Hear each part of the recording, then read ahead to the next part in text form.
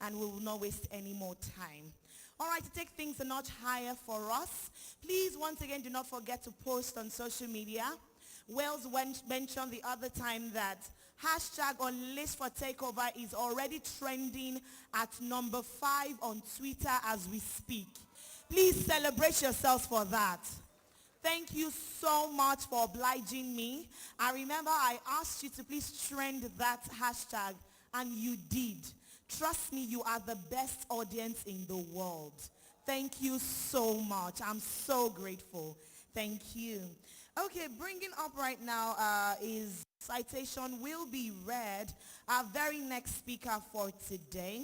And it's going to be speaking on trends and insight and the Nigeria market outlook for 2023. So multimedia, please, is citation. Investment banker in Nigeria. He holds a bachelor's degree in engineering from the University of Hull, a master's degree in business administration from IESE Business School in Barcelona, and is a fellow of the Institute of Chartered Accountants of Nigeria. Mr. Olashere has acquired extensive knowledge and experience in such as Lead Bank, EcoBank, Transnational Group, and Lead Capital PLC, where he helped to revitalize and grow the investment banking business. Sits on the boards and councils of several reputable institutions, including the Olashere International School Association, the African Blind and Restoration Foundation, and the Institute of Directors. Mr. Olashere and the insights.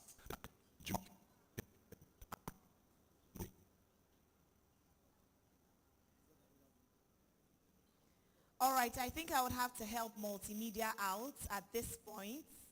So please let me manually read out his profile. Mr. Abimbola Olashere is an actor. He is a graduate of the University of Hull in the United Kingdom and also holds a master's degree from IESE Business School in Barcelona, Spain.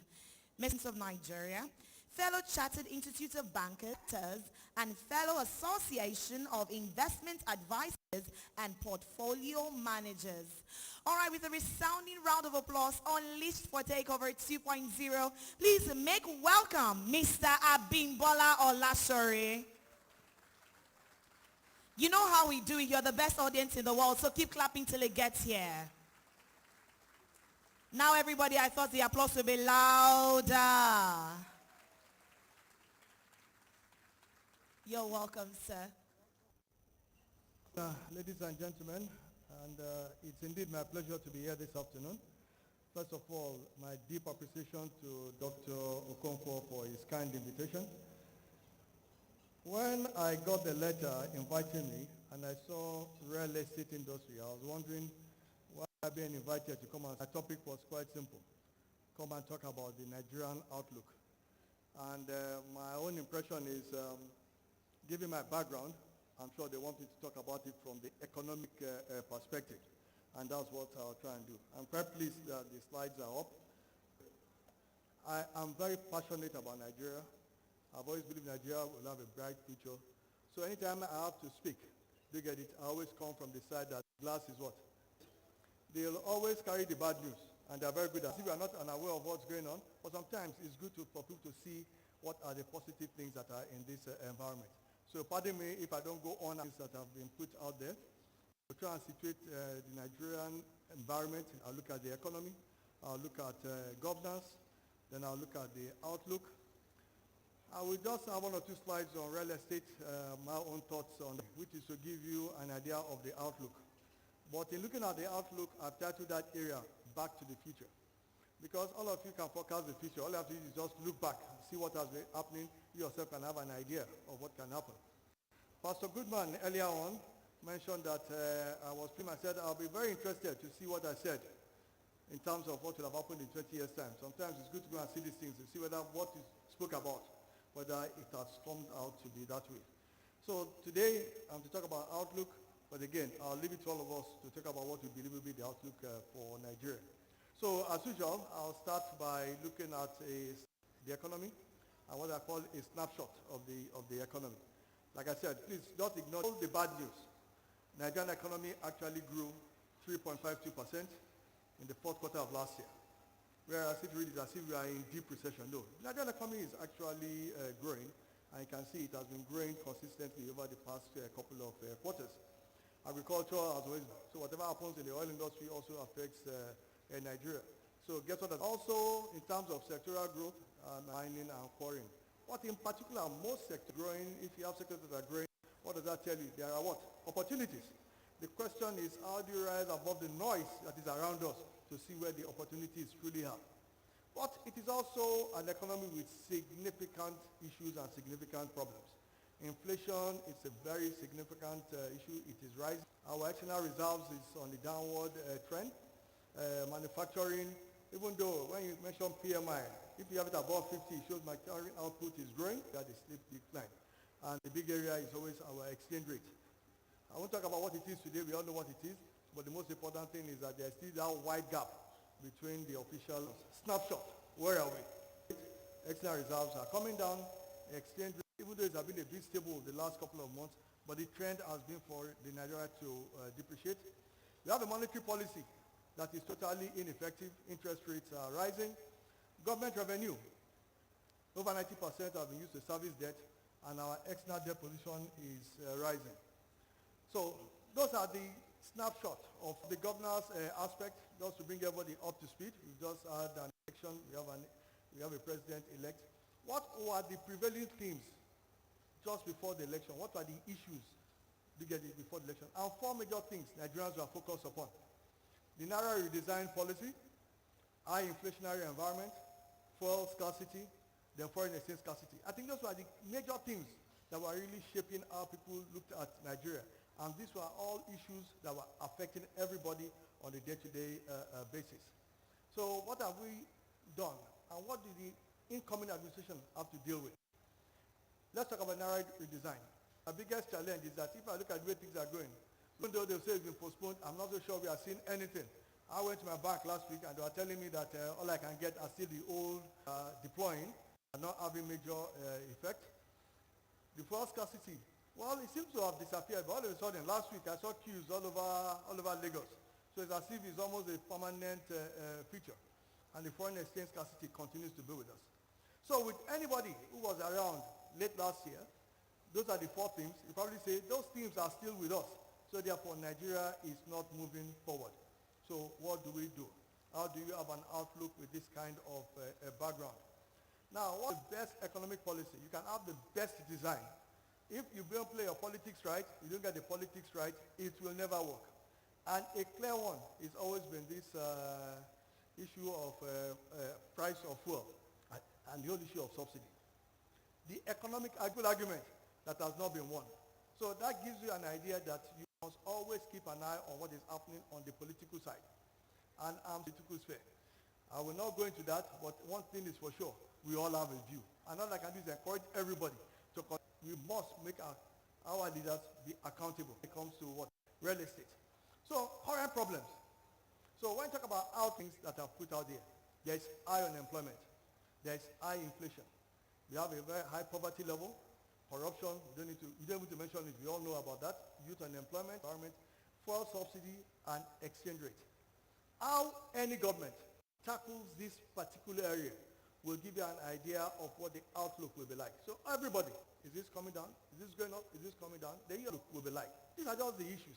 Is that people don't want you to think about this. They don't want you to analyze. Now make you talk about religion. They make you talk about ethnicity. They make you talk about where you come from. So that you don't focus on what? The things that matter. Now, by the time they make you so confused and you're talking about that, when you see them, we do not ask the right question on your phone to now be reading what somebody else wants you to think about. And it's not influencing your mind. Please, these are the things that matter. Oga, what are you going to do about unemployment? What solution do you have for inflation? What do you want to do about exchange rate? Please tell us today.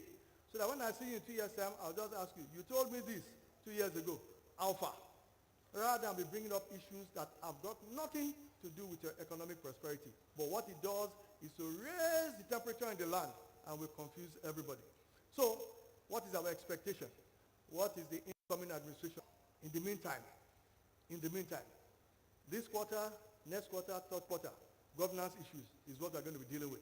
So, the court cases, we have to get that out of the way, all the litigations. Third quarter, we have to deal with ministerial accident.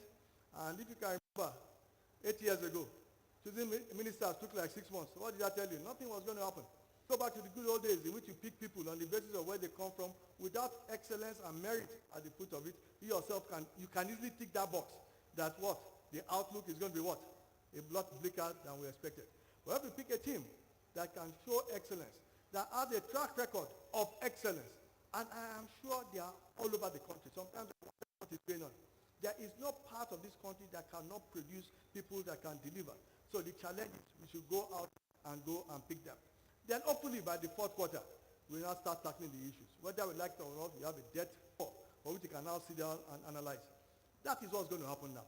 So we won't get immediate results, but let's try and start seeing whether there's a semblance. The president-elect is a product of the same political party. And he has told us that he wants to continue and improve on the performance of the Buhari administration.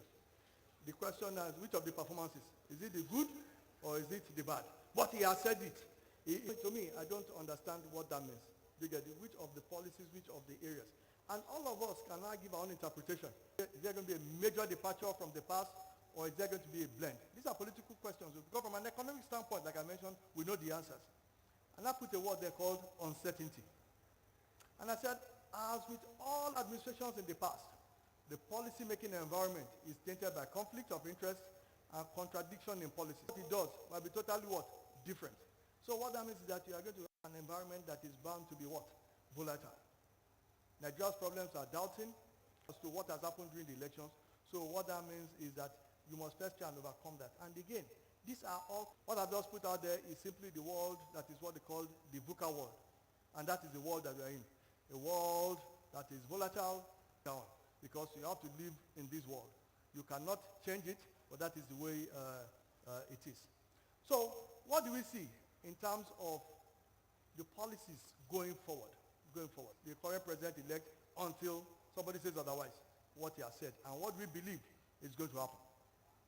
We're going to see lots of PPP, that is public-private sector partnership. Most people in this room, I think, are from the private sector, so the question you ask yourself is trying to partner with what? Private sector. What are the things I'm going to bring forward? What am I going to think about? What are the proposals I'll have to bring? The president signed some constitutional amendments that have devolved some areas more to states. So what that tells sometimes, you don't have to go all the way to Abuja to us. You must have a monetary policy that will serve fiscal objectives. If they tell you this government has been borrowed, what I see is a man that will do what? Take more debt. Because the experience tells you what? I think they are the first one to do all this. Get yourself ready for what? Exactly much more what? Borrowing. The question is, where exactly are we going to deploy this? We expect to see export promotion. We are going to see high inflation rate. Irrespective of what you might wish, you might tell yourself, I want single digit. How are you going to get there? I've said it. If the government is borrowing, and you have to sustain their borrowing, and for people to invest in it, they must keep interest rates high. If government rate is high, please don't go and burn down your banks. It's not your bank's fault. It's a product of what are called structural deficiencies that we have in this environment. No, I don't believe that we're for is to keep on seeing this depreciation that is so sudden and it's totally unexpected. So that is what I see, and that is what is shaping my final conclusion.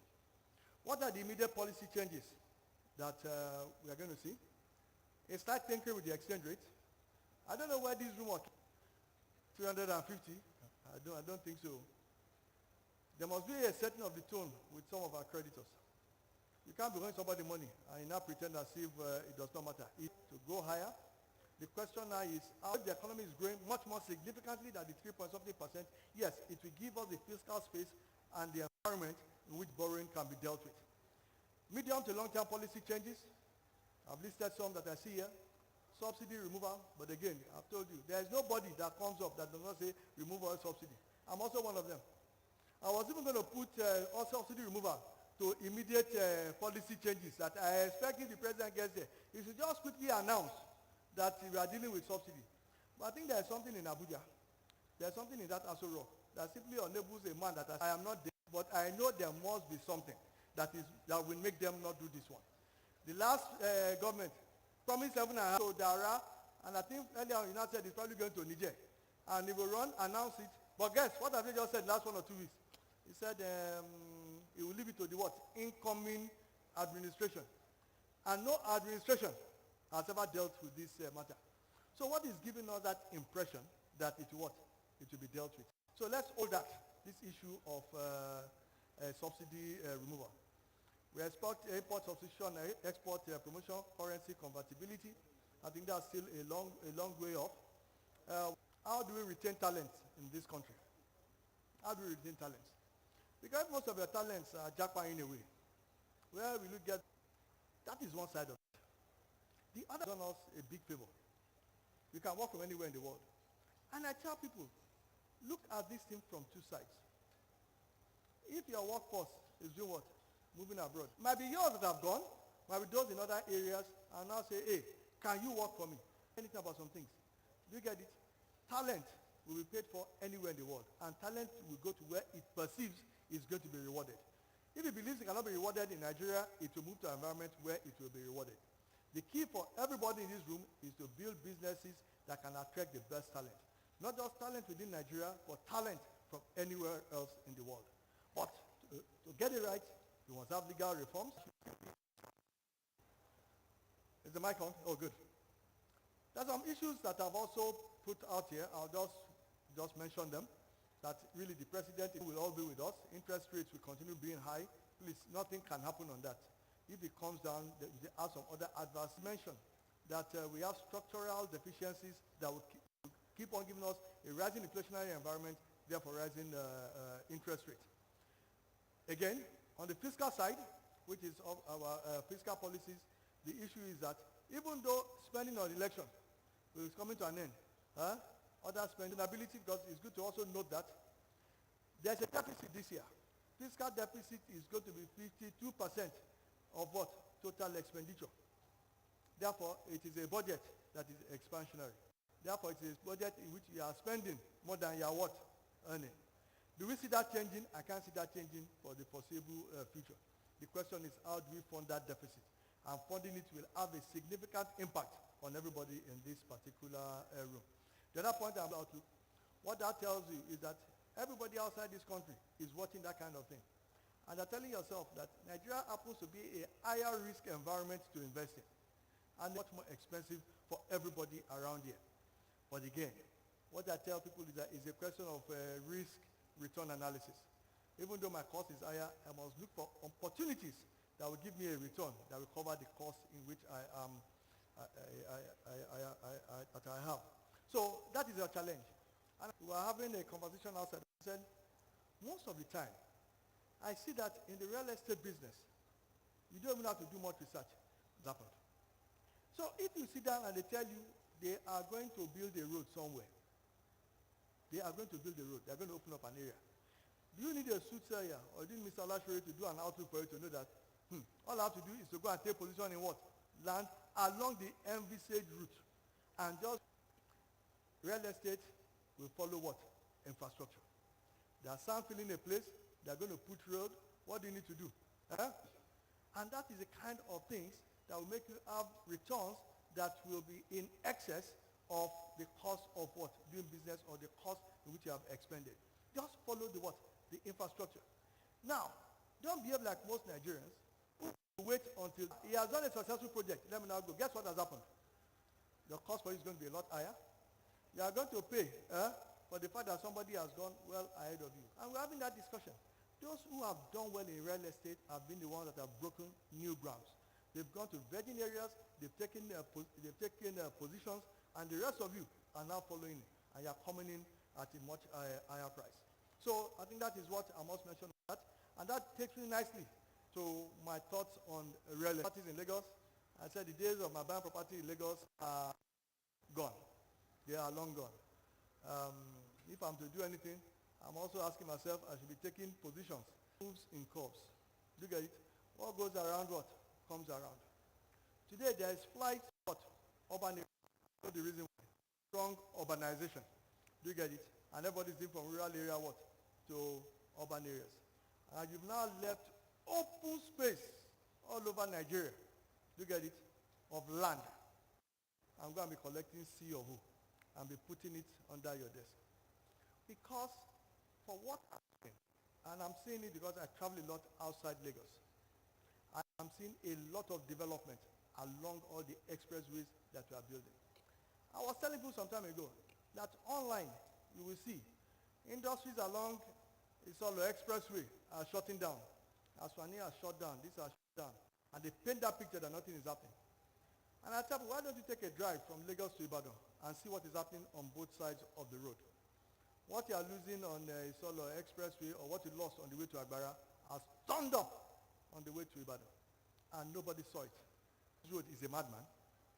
I saying, has he not seen something that the rest of us? So while some of you are still saying, I can't go to Ibadan, it will take me 10 hours, I can't get past Kara Bridge. Somebody else has done what? They've all bought land, they put up warehouses. All of a sudden, I was on that road yesterday. Once they finish the Kara end, I can go to Lagos that people now have on the fantastic infrastructure that is going to Ibadan. If you now go there and say you want to buy land, you see how much you're going to pay. I am sure those guys with the warehouses are waiting for all of you. Yeah, I'm seeing manufacturing out there, I'm seeing that. You'll be hearing, oh, this one shut down, this one Japan, and I tell you, these are where the opportunities are. And I'm seeing it all over the place. They'll tell you they are doing railway, it's passing through Abeokuta, it's passing through this. What do you think is going to happen to anybody in the corridor in that area? And you're in real estate. Why are you going to the real estate? Come and take. Please, whether I like it or not, everybody are going to all palm plantations, people are doing cocoa plantations, people are buying 30 hectares of land, and they are investing in things that will give you what? Dollar. You don't need to tell you. It is happening right before our very eyes. In another seminar, we can talk about where returns are in this environment. The returns are surely there. Go and ask the money. Please, there is money that is going on outside Nigeria. So, real estate, we have the market size there. I hope I'm right, $4.323 trillion, $9 billion. What are limited source of funding, competent builders and contractors. When I try to do and put his money on, they will build you a decent liquidity issue of mortgage Nigeria. I think you are the experts. But why don't I pick two jurisdictions that everybody, when they have a bit of money, they want to go and take their money there. There must be a reason why they buy property. So what are the differences in those two jurisdictions that you believe, what are they getting right there that we can look at in this particular area? So the chart is up there, and I picked about 6, 7 areas. You get it? And for you, rule of law, the regulatory environment, is it improving? What's happening on transferability of property? How soon can I get that done? What's happening on mortgages? What's the question of capital, the committee when I sell the property? Then what are the supportive ecosystem? What then by supportive ecosystem? Who is available? Do you have the lawyers? Do you have the valuers? Do you get it? Do you selling and developing? A lot easier.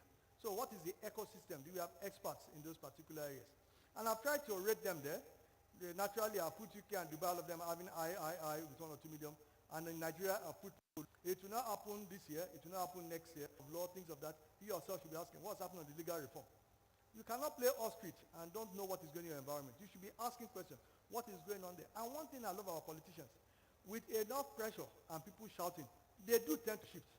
But when you leave them alone, they will not do anything. But please, constant pressure. Space, no. That's where my enemies. That's where opposition party is, so I'm not going. Create an environment where you can engage. I have seen this in my career, where you can engage and you come with points. So that is that on that particular area, the slides will be given. Then I will now go to outlook for business. We are in an environment that is volatile, and I know that, I think by now you should know, that it is difficult to plan in this environment. But guess what? This is the environment that we are in. Our biggest challenge was that in the past, rate of ideas didn't know what to do with it.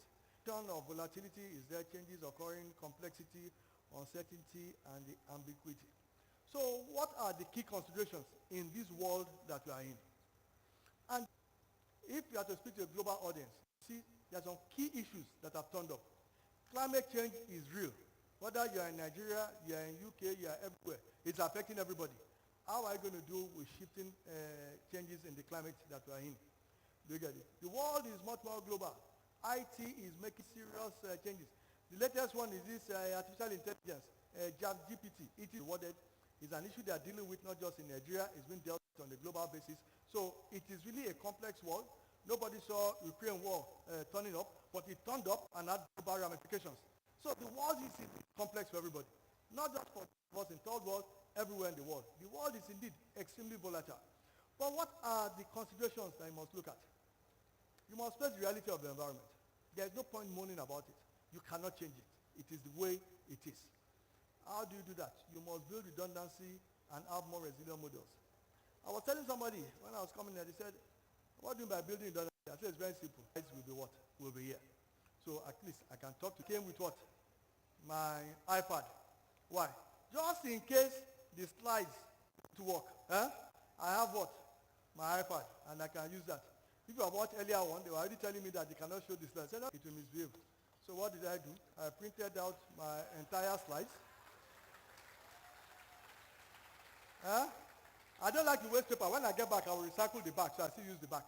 But yes. So I printed everything out. So in case this one decides to mess up, all I'll be doing is, and I'm fine. What they call what? Redundancy. Redundancy what? Costs money. But you have to plan for it. When I came in, I try not to be late for events. I spoke to them, what time do you expect me to be here? For those that know me, they know I perform. So to me, we are now in a global world, and I must say this. I said this, sometimes criticism is that we must hold ourselves up to a very high standard, because it's very important. If we aim for a very high standard, even if things go wrong, it will not be a disaster. We know this is Nigeria. I have a program for 8 o'clock. You have hired this hall. Two things must happen. It's either you pay for last night, so you don't start a program at 8 o'clock. You start a program closer to what? 11 or 12. So that when they deliver, you can get it ready. We cannot tell people 8 o'clock, 10, and I tell people I'm a speaker. What time am I expected to speak? Speak at 10 to 11. I have planned for 10 to 11. I am only being nice if at 11 o'clock I don't work out. But because I respect Pastor Goodman, I respect Dr. Okonkwo, I will not do it. I actually cleared myself till about 2, 3. So I also built redundancy into my timing. So that in case there is a delay, I can, so I am okay till 2, 3. But it's 4 o'clock. I will get up and I will do what? I will apologize. Please, you cannot. There's a time difference. Once you tell them 10 o'clock, some people will place of work and they will let us try and improve on this. And it's a question of, we know that we have infrastructure. We know that we are not the most dependable of people. We know that when Nigerians tell you 10, it's going to use 12. Why don't you put that into your planning? So when you now meet the average Nigerian who does things on time, you'll be happy. And like Dr. Goodman said, you start building people with excellence in mind. People who do not give you what? Excuses. People who you can count on them. And I'll tell you, in any area you come and talk to me, I'll tell you, this person, I can count on him. This person is always excuses. This one, no, excellent person, but is never on time. Nobody wants that kind of reputation. But it's not peculiar to this, but it's our way of life. And I'll say this, and I tell my assistants, in an environment where it's full of excuses, where people are lazy, all you need is to be 10% better than the next guy, and people will think you're a genius. I said, what? Just 10%. If they say 8 o'clock, get there at 8. If you tell somebody, I'll deliver something to you at 8 o'clock, deliver it at 7. Do that consistently for just about a year. Everybody will know you are somebody that performs. And what do you now do? You start commanding premium prices. Nobody negotiates with you. People want me to turn up, this is my price. But if you behave like every other person, and you say this is my price, they tell you, people look at the building you've built.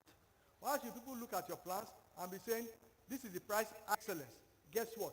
Anytime you come up with a plan, people will do what? They will immediately things look. And I told myself, at least I've been an active participant in this economic environment for some time. So I'll go back only to the civilian regime. I was won the election. And they say, Mr. Lecturer, give outlook. I love what I call my expectations. Involve the positions that I take. I will run to them. We all had experience about enjoy economic growth, exchange rate stability, external debt restructuring was the major thing that we have such a big debt, just like we have now. How do we deal with it? Yeah, I do. How do you improve on the Obasanjo achievement? Jonathan, how do you continue? Buhari, that one is more recent. About 3 things we are looking for. Just go and fight corruption. And we thought that because he was a soldier, he can also deal with what? Security. And that corruption was because his image was one of the fighting corruption. And deal with economic leakages and build infrastructure. Those are the things that we thought. And that informed the euphoria and the plans. I'll leave it to you as to what has happened. What I've done, the positive of Jonathan, even General Buhari, he has some positives. I'll put them also there. And what am I trying to tell you? In that, in both cases, if I look at Obasanjo, he did very well on the economic front. But that is 1 year trying to elongate his tenure, rather than focusing on how do I hand over, and more especially, the mark of a good leader is your successor. So end with this slide that I have up there. In that, I've also given you a snapshot of the economic indices at the end of everybody's tenure. So Obasanjo, 1999, those are the 2023 end of Buhari. There are my expectations from the new government. And I'll just try around to each one of them. So what I put, who are our peers? What's going on around people that are like us? Action. Hopefully, we'll start making a dent in our falling standard of living. Because what we need is what? You must really start dealing with this. So GDP growth, that's an average. If we can get 8% average, based because when we look at where we're coming from, if I can get 8%, for 10, that's a bit ambitious. $8,000. Currently it's $2,000. It has not been that high. Under Jonathan, $2,680. But Nigeria, after GDP is two things. Your GDP at the top, divided by what? Your population. So I'm telling myself, so two things must happen. You must get the growth on the population side. I think the answer is in this room. And I tell people, all I want to see is go and educate women now. It will happen. What we don't need is somebody getting married at 15 and by the age of 25 has had 8 children. We space them out, and therefore, for me, all I'm looking for is things that are showing me, and we hear of it. But I only hear of it in terms of empowerment programs in Lagos. How are we going out there to go and empower the women in the rural areas to show them the opportunities of women? Once we can deal with that, show them opportunities. And I must shout out to Mrs. Okonkwo. Didn't she give a lovely speech when she came here this morning? That is what I'm talking about. Do you get my point? You showcase your wife, you bring her forward. Do you get I think my wife is online now, so she's listening to me. I'm shouting. I'm praising you, and I hope you will give the kind of speech Mr. Okonkwo. Men working will grow the GDP, and guess what? The population growth that you see in this bill will start doing what? Start moderating, and we can achieve this. So what I want to see is noises there. Unemployment rate, we have to deal with it, and it's all about is what? I just want to be stable. Do you get it? Oil production, I'm not so much gung-ho. 1 million barrels per day. If I can even get 2 million, I think we'll do fine, given where we are going in terms of the trend. Debt to GDP ratio, I have a figure there. The key one there is Gini coefficient. You know, Gini coefficient measures the gap between the rich and the poor. In Nigeria, I think it's one of the narrowing the Gini coefficient. Guess what? Let the rich moderate their taste. They don't need 10 Rolls Royces. Just moderate the bit. But let's get the people out of poverty. Let's start getting the Gini coefficient down. I think we are moving in the right direction. And that's about life expectancy, what I've been about investment in health, investment in education. So to me, if I'm seeing things moving in this direction, whichever government does it, Nigeria will have a very stable outlook. It will have a more positive outlook. And I think all of us here will be living in an environment that we're very proud to. So on that note, I take my leave. Thank you very much. Please, sir. Please, can we make the applause louder? Celebrate this legend and icon. Please, let's celebrate him. Wow. Thank you so much, sir. Please, can we have the CEO and... Thank you very much. Thank you. Yes. And as usual, I would like to reiterate some points made by Mr. Olashore. He said, ask the right questions. If you don't, you can't get the right answers. He said the mark of a good leader is your successor. And that's very important. Educate a girl child and you will be educating a nation. Thank you very much, sir, for that. That was quite powerful and insightful as she let us into the Nigerian market space. We sincerely appreciate that presentation. We'll see how the slides can be made available for you. We'll see how the slides can be made available for you because we noticed that quite a number of you were trying to capture the slides, but we'll see how we can make that available for you. A round of applause so that we can do that for you. Thank you very much. Thank you. Thank you, sir. We celebrate you. Thank you.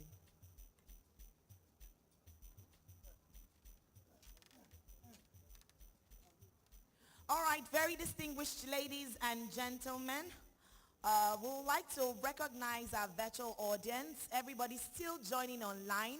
You've been here since morning. Multimedia, can you please help me display them on the screens before I go ahead to call our third speaker for today? Wow, quite a number of them. Amazing. Please turn on your videos, everybody. Turn on your videos if you can. Damilola, Olakweju, Cynthia, Tuyo, Doris, Blessing, quite a number of them. Thank you so much for joining. We sincerely appreciate. If you can turn on your video and wave to us. Wave to us if you can hear us clearly. Wave to us. Wave. Yes, they're here. Please, let's wave to them too. Thank you for joining. You are amazing. We trust that you've been having an amazing time, just as we have in the building, because we've been learning a lot, relearning, unlearning, and we've been having discussions on how we can reshape Africa's real estate industry. Okay. All right. It's been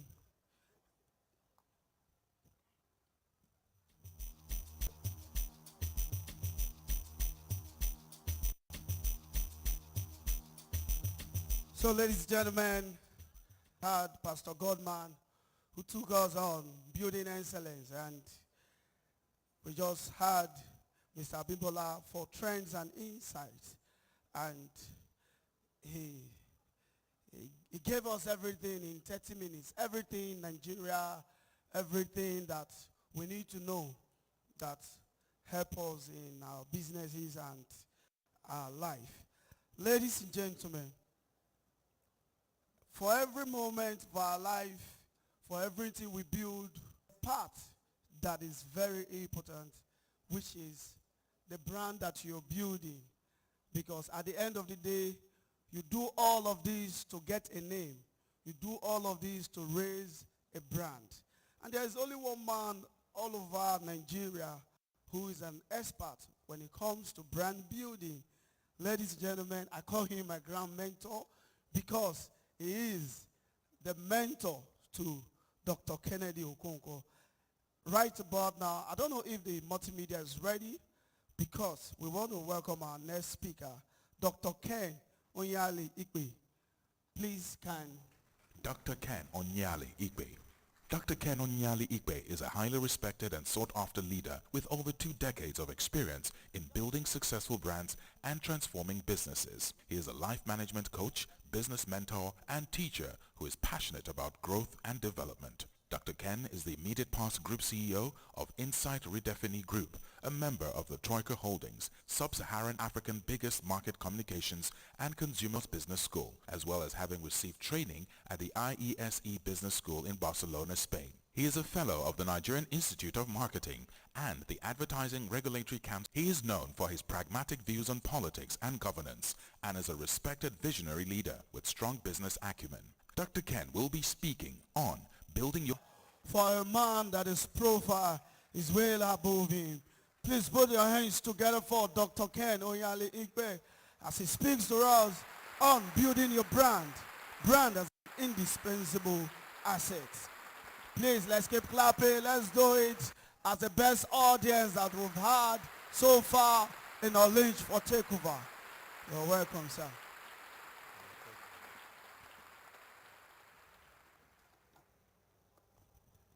All right. Yeah, can you hear me? I had a brief chat with Pastor Godman, when I sauntered into the hall. And he told me that he had promised that God is not adequate. It may be appropriate, but not adequate. Because that took me to had a very big issue with his wife. Because he insisted all the time that before they go to sleep, that they must pray. Yes, so I just take it. What do you do? Can you hear me? Oh, please, you're distracting me. Go. This guy is an adjective, and I'll tell you the difference. Anyway, so the wife would insist that they must pray before they go to bed. Days, and I pray on even days. So Thursday, Tuesday. When it was time for my uncle to pray, they both knelt down before the bed and shut up. Whenever we are going to bed, ask God to give you the strength, lead the direction to me.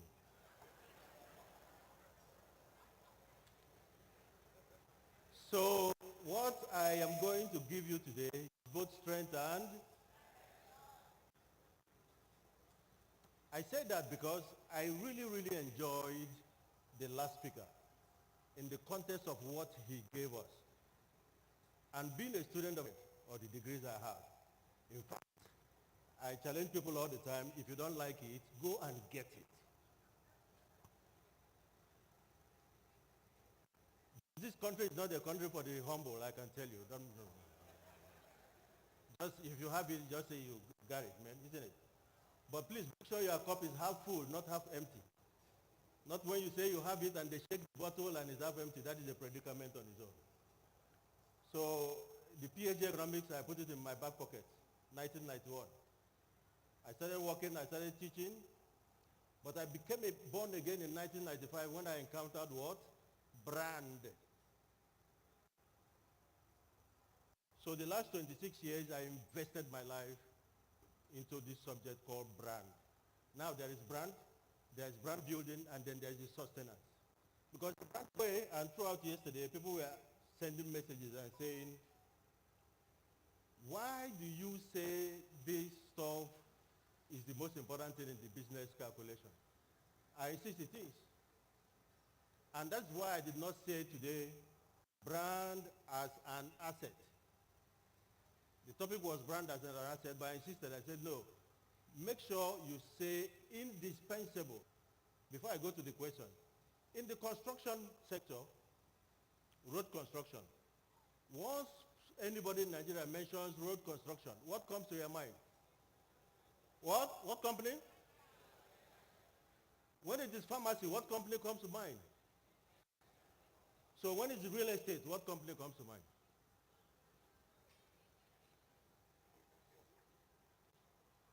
So you can see there's activity.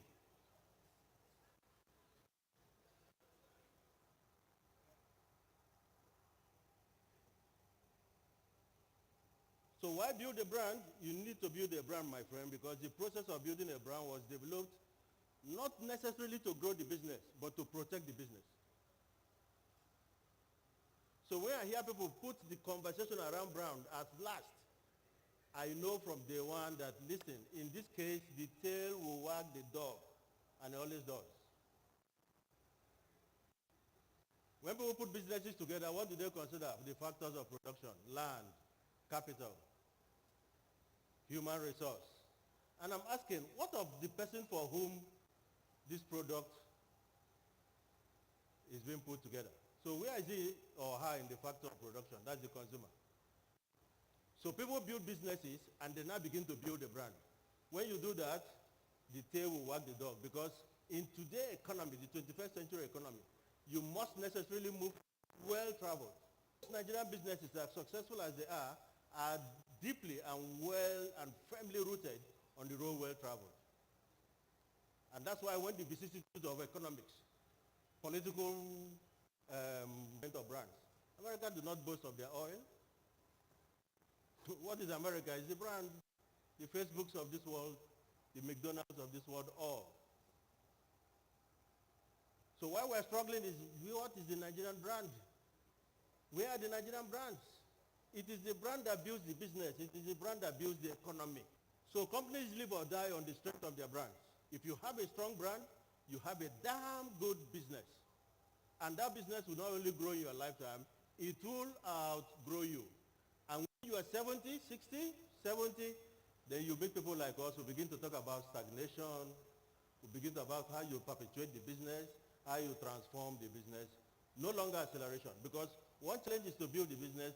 The biggest one is, how does this business outlive? That is future-proofing the business. And what future-proofs business is what? Brand. Failure is everything. So people ask me, what is brand? I say it's everything. And what is everything is struggle when people say, okay, define the brand, academically speaking. Yes, I can, and I'll do that. But in one word, when people ask me, what is brand? I said, is the promise kept? Wishful thinking. It is not an emotional input. Promise is that you have put a product, you have return on investment. If this promise is kept with ruthless consistency, you have a brand that lives in your generation. Science behind business, but the culture, because culture is strategy for breakfast. Capital, best location, your business will fail because business requires culture of excellence, culture of accountability, and culture of, and that delivery must come with what? Ruthless consistency.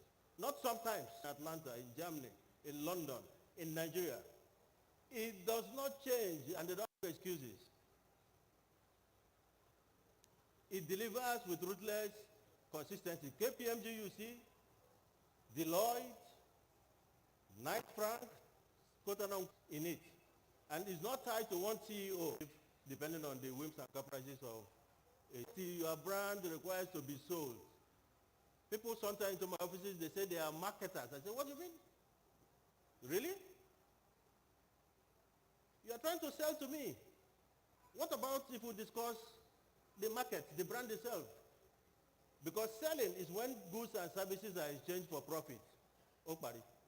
Marketing, you want to market me. You better know what you're saying. And this market you are saying means that you understand me as consumer. And to understand me as consumer means you know primary data, you can interrogate it, secondary data, and what does that give you? Hindsight, insight, foresight. And what do you need that for? Consumer journey. So that you understand this. You're on your own. It's an academic exercise. And this is why companies fail, because the executives sit on the 6th floor, very busy. Every time I want to see the MD, he's very busy, he's in a meeting. I want to see the ED, no. Do you have appointment, he's in a meeting. The brand is not delivering at the point of contact. And that point of contact is when the customer exchanges handshake with the brand. So if you're a CEO sitting and your goods and services at the point is being exchanged contact, by the way, that point is called what? Moment of truth. So that's what should be discussed. You don't need the meetings. Leave the meeting and is the chief executive officer of the brand. If you deviate from the brand book, a CEO should sack you at the staircase. Because the reason for being is the brand, not P&L. In fact, you'll be surprised that the item brand and its value is the biggest value on a balance sheet. So why are we dealing with it with Kid Globe?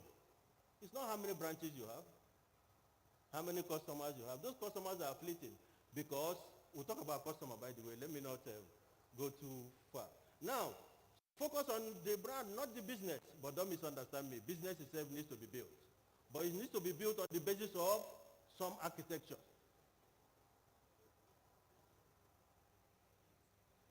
So if we deliver quality service, in this case value on a consistent basis, fame and fortune will follow. The group I've worked for 26 years, I walked into the place from Shell in 1994, understood where the world was going. Road never traveled. He's now 42 years old and is the first and biggest.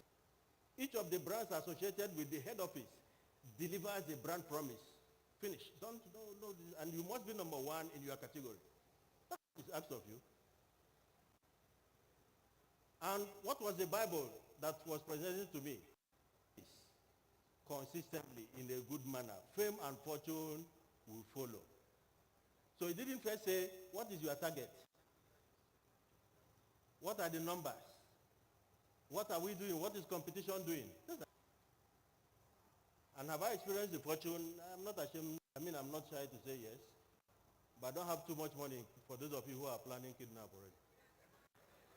Because the money is in assets and it's not in cash, so you may not be able to negotiate with me properly. Now, what is product? Because in one conversation, you hear product. In the same conversation, you hear brand. And I'm asking what's going on here? Satisfy wants. That is the end of it. But a brand is all of that. You put it in the marketplace, whether it's product or service, it can elicit demand, satisfy wants, but carries huge emotional benefit.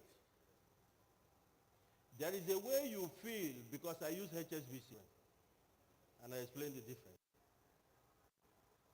There is a way you feel that you own a Mercedes. Why a Mercedes 3.5 liters is sold for 78 million naira and the Toyota fit.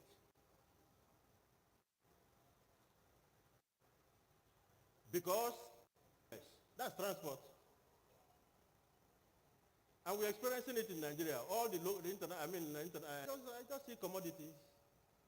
Because it just takes me from one place to another. So I see ABC Transport in the air. CUO Motors in the air. To God be the glory. When it takes off, I say, thank God. Sometimes it takes off at 3 o'clock. And when proper president will come and say, I am not interested in this service.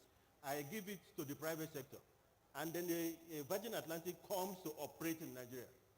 Because you have not built that culture, don't tell me that you will suddenly change and you begin to compete with Virgin. You can't.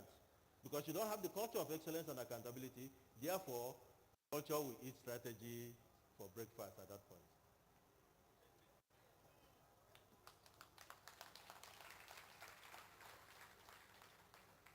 So, can you put the slides, because too much of my face? Enough of that. You're not going to buy this brand anyway. It's taken. Okay, that's it.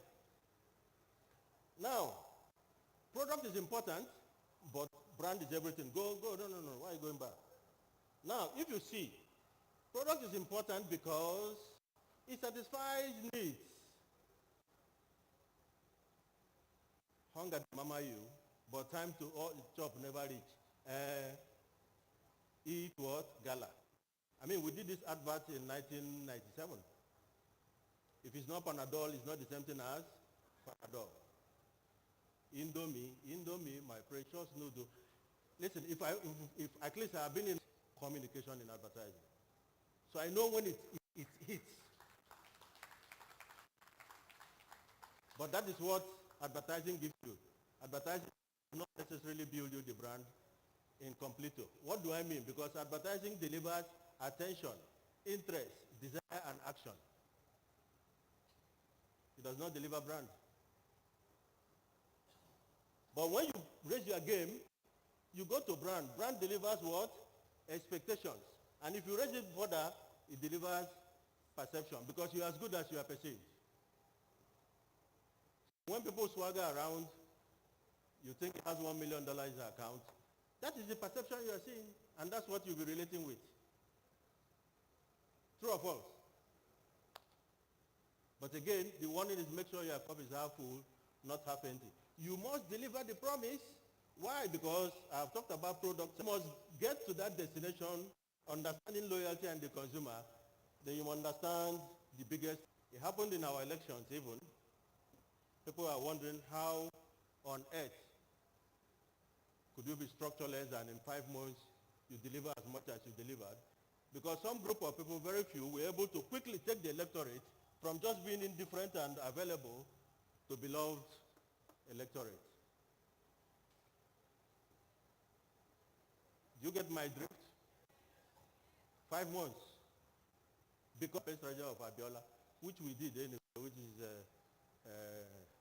so far is the answer. So far, what are you saying? Everybody that is in the market belongs to this category. They are indifferent. At best, they are available. In the Nigerian context, if there are 100 million Nigerians, grown-ups, 35% of them means 35 million. In your category marketer is to move the availables to the like quadrant. Now, it's either like or quadrant. Like means that I like this thing, but I'm not sure. So what makes you sure is pricing. Once it's cheaper, you buy it, whether it's service or product.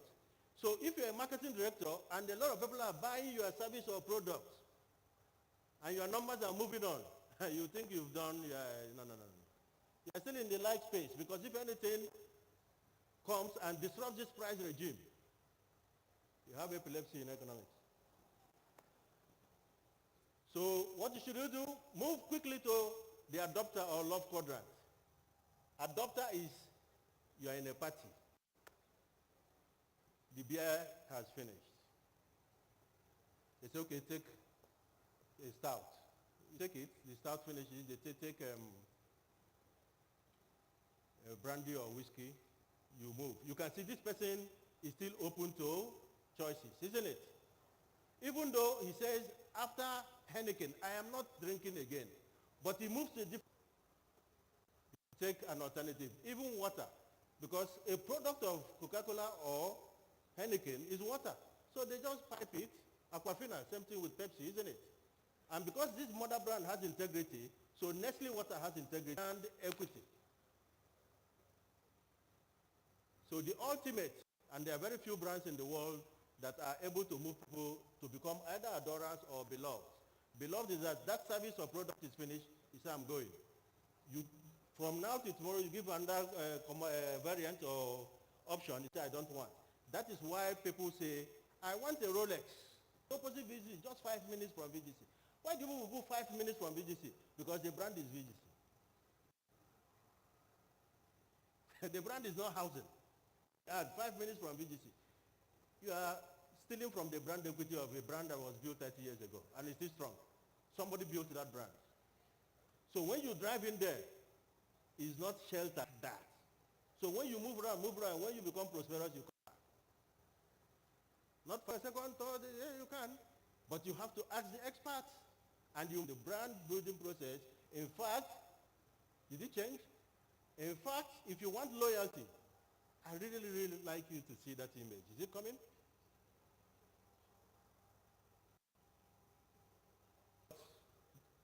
Would it come? If you want to get loyalty, buy a dog.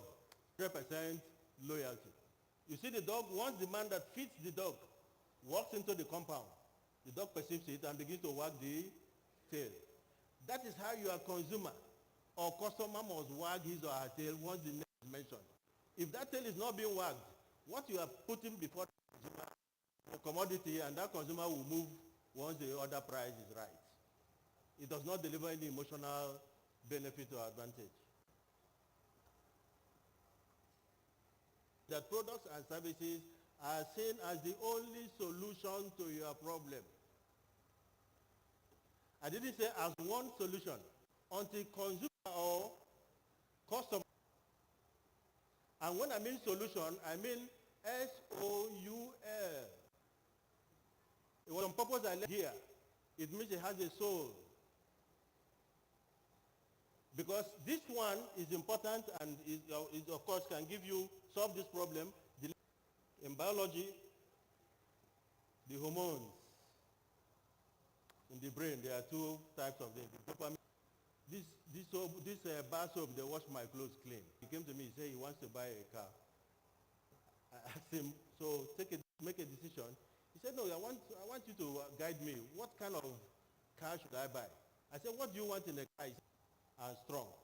I said, okay, fuel efficient as in they pay you 60 million naira a year. You are still dealing with fuel efficiency. Are we on the same page? It's okay, durable. I said, you want your children to inherit it? He said, whack. He was annoyed with me. He left my office. I said, can you imagine? AGM in a bank. Your problem is still fuel efficient. And he still said, I want it fuel, and he wants durable. Okay, your son should inherit it. It's the same kind of decisions we make. He said, is it going to your area very quickly? Because a disclaimer, I don't know this area very well, but I know brands. And I know that what you sell can become brands. So I don't need to know your real estate, because with what I know, I can sell petrol, I can sell akara, I can sell real estate, I can sell cars. So it's the science that is important. It's not the activity. But write this down. In today's world, 3 things you need. Intellectual curiosity, are you writing? Contemporary relevance, and classical elegance. Every business you are doing, whether it is real estate, whether it is banking, whether it is road well traveled. Then when they think they know, they have extra relevance, then how do you deliver it? That's the classical elegance. So those aspects of me took me into a peep into your sector. And what is it telling me? Okay, there were issues before and during COVID, but I saw something very curious. Say properties total more than 1.3 trillion, 59% higher than 2020. Meaning that after the pandemic, people realized all the money in the bank, they just said, just get me the best house. This growth worldwide and demand residential agenda. I talked about contemporary relevance.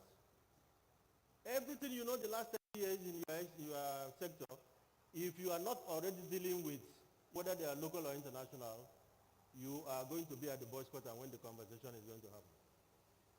So millennials, these are the group, they constitute 55% of the global commercial value, whether it is here or international. By the way, where's the picture on the, is it coming? I wish it came up. I wanted to show you, I'm tempted to show you my laptop. Eh? Is it there? Can you see how simple it is? It means that this house has been sold. I mean, it's for sale. Or it's about to be. But what do we see? 8 signboards. And I'm saying, these are real, or is it a scramble here? The first thing it throws to me is buyer beware. Is standing there. And there are many others, isn't it? And you can do your back-end conversation and negotiation. So, if we understand quickly about brand positioning. Now, millennials, therefore, constitute 55% that will decide where the demand will come from. Do we know these millennials? Or are we still selling to them the way we sold to their fathers? Are their needs the same with the needs of their parents? Is it comfort? Is it style? So why are you telling him that the place is very far from Ikoyi? What's his business? So those considerations must be taken into consideration. So do you really know this consumer very well? Now, what is the trend? There is advancement in technology, availability of data, evolving clients, blah, blah, blah. Staffing. Let me talk a bit about quality staffing. I don't know because I have not visited a lot of companies in this sector. But I suspect that did you staff this company, people together and say, go and sell? Do the process, can they sell efficiently? And we'll see around staffing because I see people who say, what do you do in real estate? Is that really? Okay, growing population, let me leave Nigeria alone now. This slide, okay, I'm moving it too fast, isn't it? I really like where the opportunities are.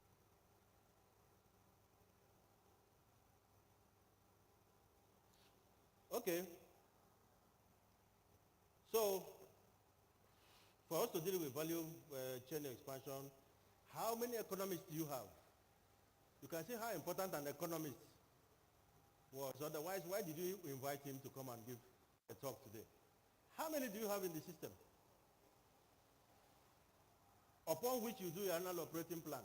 Or is this plan done as the Spirit leads? You know, Nigerian businesses, you come in the morning and say, let us pray.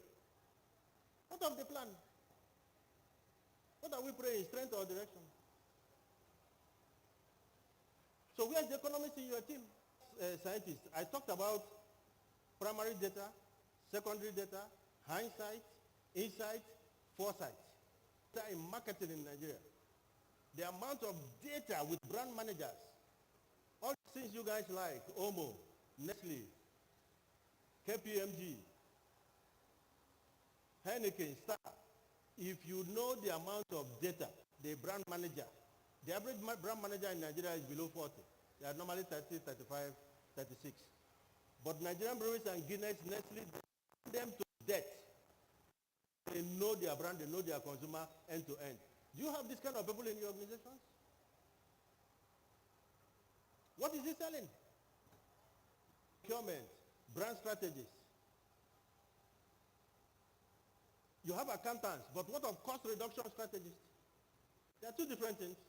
Because the accountant wants to save money, save money, save money. That's the training, yes.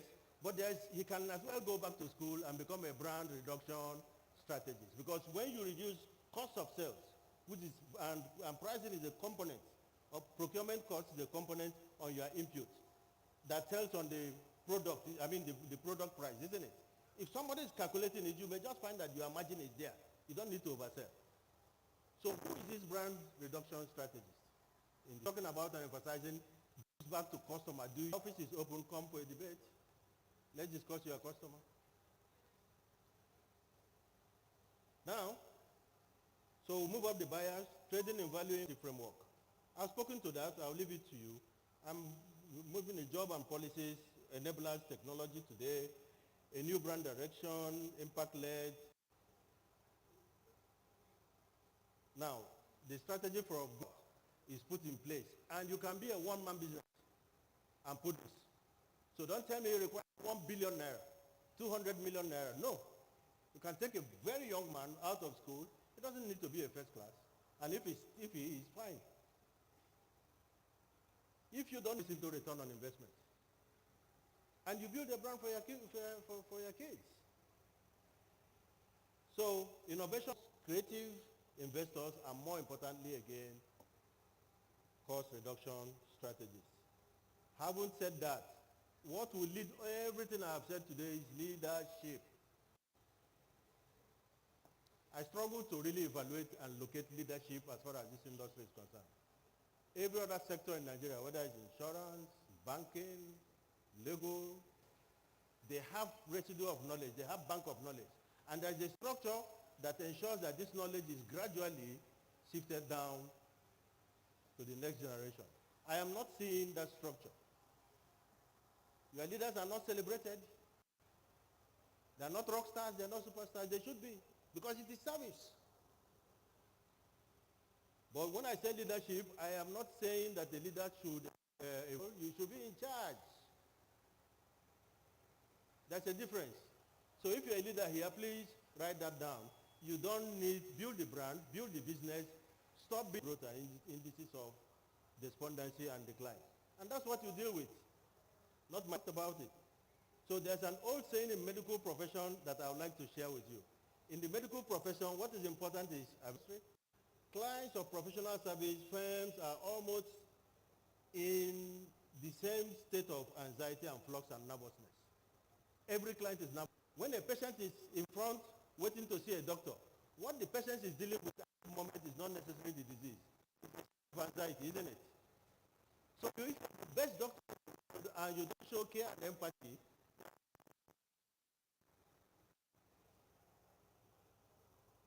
so can you still hear me, isn't it? How much you care. So if you have the best person in the organization and is interfacing with customer, either existence or would be, and that person does not have the profile of care and does not understand what care means and relationship, you're not going anywhere. You're not going to build that brand, and you're not going to sell. So the professional service that is adept to protecting, caring image, and back that image up with sustainability. Now, craft the idea. I've talked about product, how to deliver the product. What's your brand big idea? The brand big idea is central. It has personality, it has product and services, customer views, and then internal beacons. I will not bore you with that. Where I'm going is that go back to the consumer. Go back to this client. Understand the journey. Understand the pain point. And there is science behind it. What is desired is the desired reputation of your brand, which attracts, excites, engages, motivates clients to think, feel, and purchase your brand. It's when you get this right, the swagger pricing would follow. Cultural inspiration, internal rallying point, build your people, build your story, deal with the passion areas, and become an influencer in your space. Brand role, that is the link between the internal soul and the reputation of the brand. I've talked about it. I'll end by saying, just go and build a brand. If you build a brand, you have built the business, and you can take that to the bank. Thank you very much.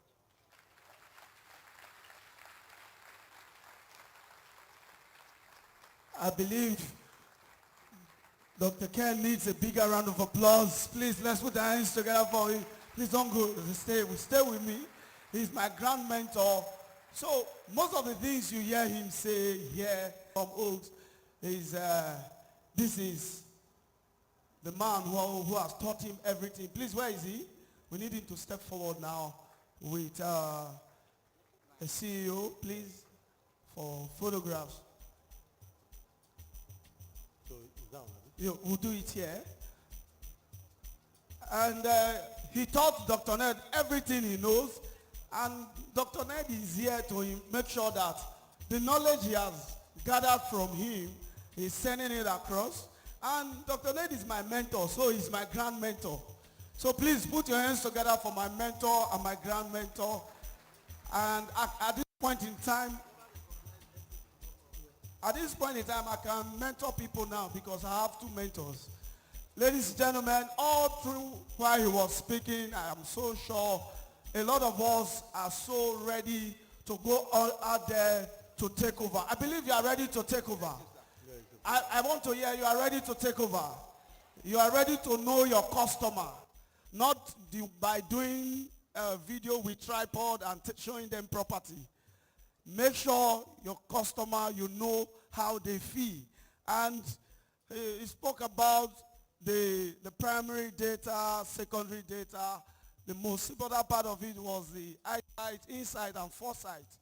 These are very wonderful things that we've learned today. Please, if you know you've really, really learned a lot, please put your hands together for Dr. Ken. Thank you so much. Please keep clapping, keep clapping. Yes.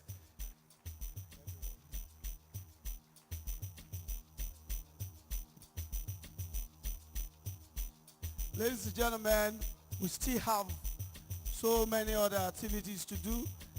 We have in the building the essay to the governor on the special advisor to the governor on housing. Yes. Please, let's put our hands together for Mrs. Toke Benson. She's somewhere seated. Thank you so much for coming.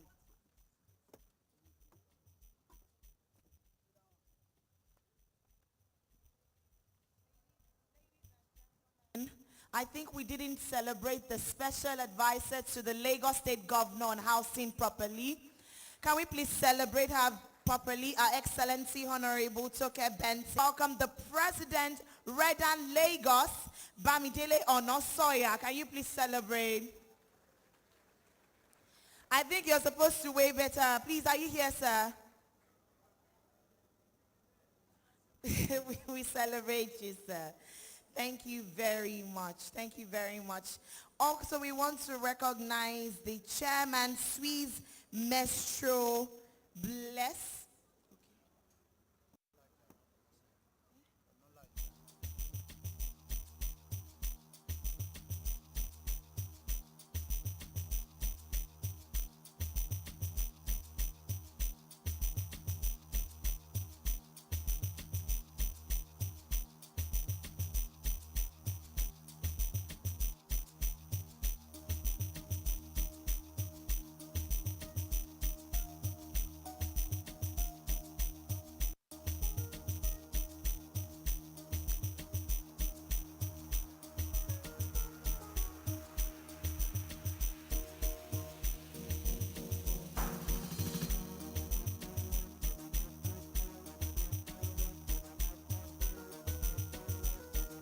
For lunch, but you're not going to be stepping outside for lunch. The waiters will come and serve you lunch. It's not a buffet service. So the waiters will just come meet you where you are, and they'll ask you what you like to have, and then we can from there take it. So please, I think there's a menu card on your table. For those seated on tables, there's a menu card where you're seated. Check what options of food we are offering you at this event today, and then you let us know what you like to have. The waiters will come meet you, and they would give to you what you want to eat. So everybody joining online, you can go and have lunch now. So everybody joining online, you can go and have lunch as they're having lunch here in the building. You can also go and have lunch where you are at home, but do not go off.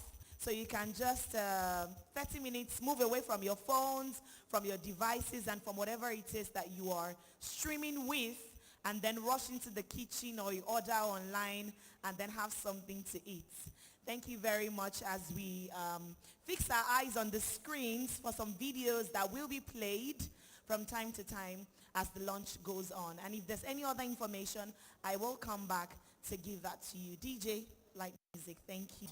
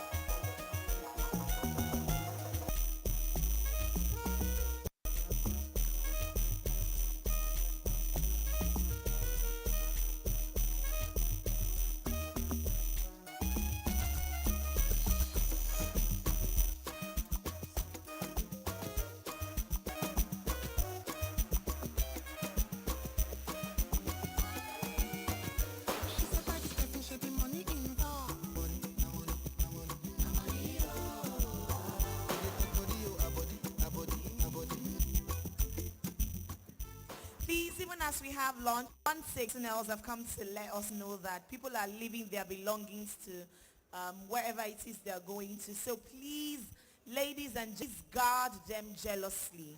Please, we will not want anybody looking for phones and everything there. Please, please, please. She said by this person she be money involved. Me I tell her nobody I carry and come. Give her Gucci brother, give her Fendi and Dior. Give her everything cause she deserve it and more. They surely say na money, na money, na money, na money. They take body oh a body, a body, a body. They surely say na money, na money. He say she gon' wine am for me. If I go dash am money, surely say she go roll am for me. If I go dash am money, and you dey make my soul. If you look well, no be only me come. I carry body them, they bring the money come. I say we no go to the money come back. Go call your body them, say there's money on ground. They know the job money goes up. Me I tell her no worry, I carry and come. If I could cheap, if I Fendi and Dior, give her everything 'cause she deserve it and more.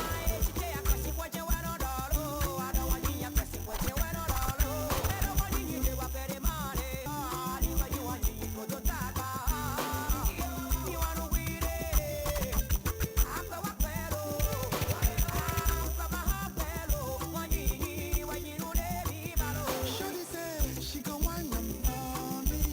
If I go dash am more. Shorty say she go roll am for me. If I go dash am more.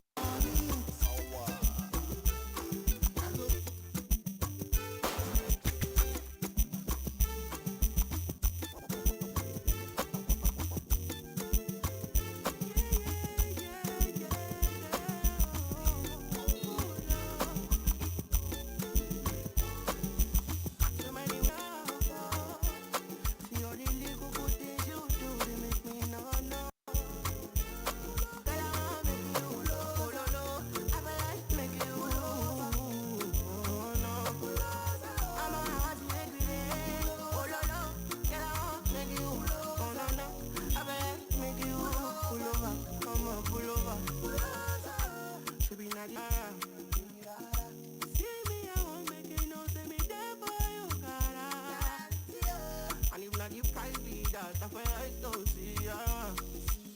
I never tell you for nothing. This love will make me the jack, my baby. This love will make me the sun. No, I'm not gonna tell me what's up in God. I'm not gonna watch it today. I'm not gonna want make you, baby. I'm gonna make you, oh baby, oh no.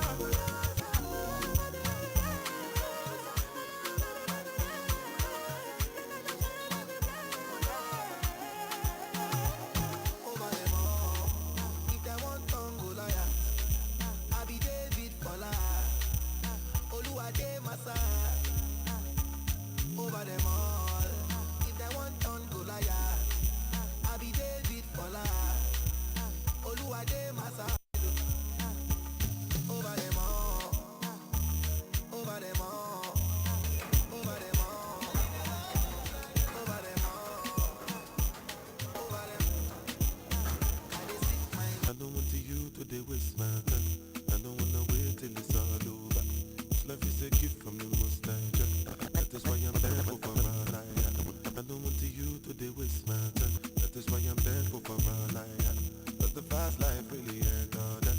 So now I try to be pure. No be like say I know this shit no man. I just get better in charge. Waiting and see for this life plenty. I keep up for my belly. Roller coaster. People be like any. Roller coaster. My life now.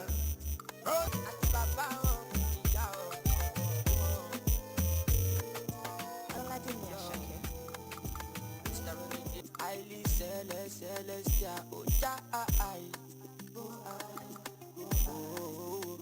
yeah, yeah,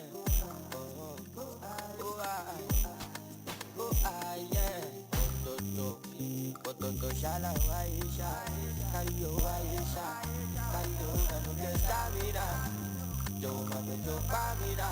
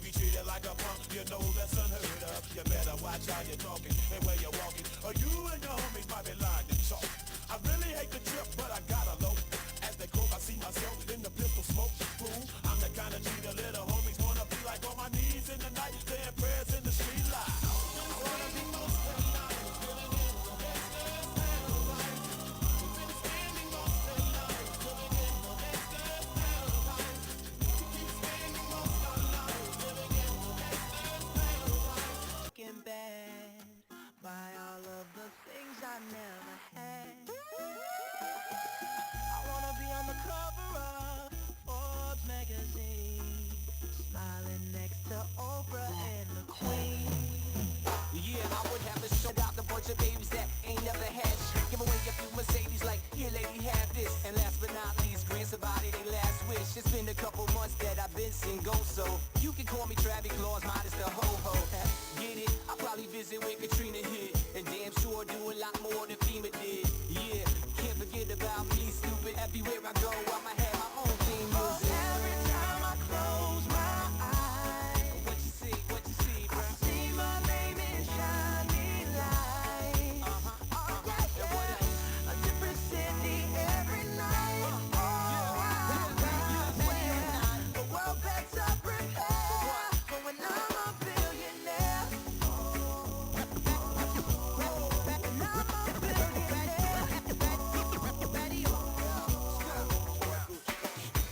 Gucci man, a flare in the building, yeah. Right back like I never even went nowhere. Growing up, I dreamed I would be a billionaire. And when the joints came, I could buy a billion pair. Cause billionaires swear, it ain't fair. Plain black game and they too square. Very distinguished ladies and gentlemen, please, whilst you were coming in this morning, you were given a pack that contains a t-shirt. Everybody's expected to appear in that t-shirt tomorrow. Yes, with a jean. Either a jean trouser, a jean skirt, or a jean wrapper, anyone. But please ensure you appear in that tomorrow. That t-shirt that was given to you. Please, so that everybody can come looking colorful and we can take pictures. I will announce it again just before we finish. Thank you. 0. Take pictures, in fact, you can make videos of you eating and put it there so that those that decided to join online can be here tomorrow. Because right now, as we're having our lunch break, they're actually taking break. We don't know if there's lunch at home. So please, yeah. And tomorrow, wear your t-shirts, look good and come out and be ready to take over. You know what I mean?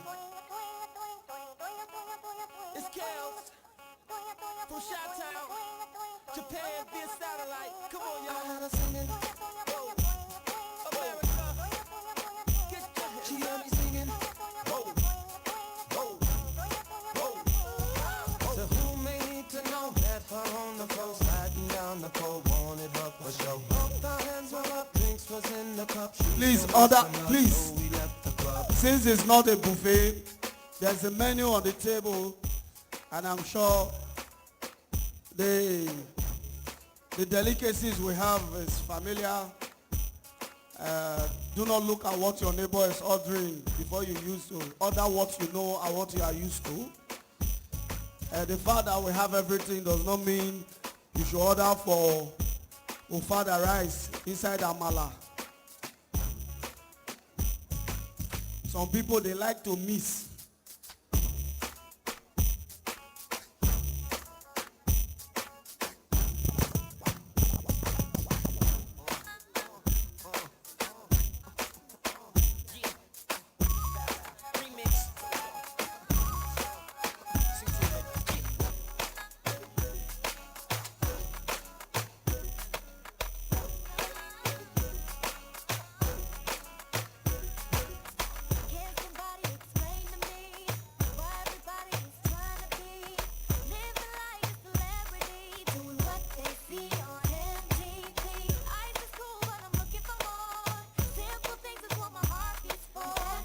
still have 2 more sessions. That's where we have the panelists. Don't say because you have eaten lunch you want to go now. Maybe it's when you leave that you get to hear the best part of the day. Some people, they'll just say, they don't share football, they go.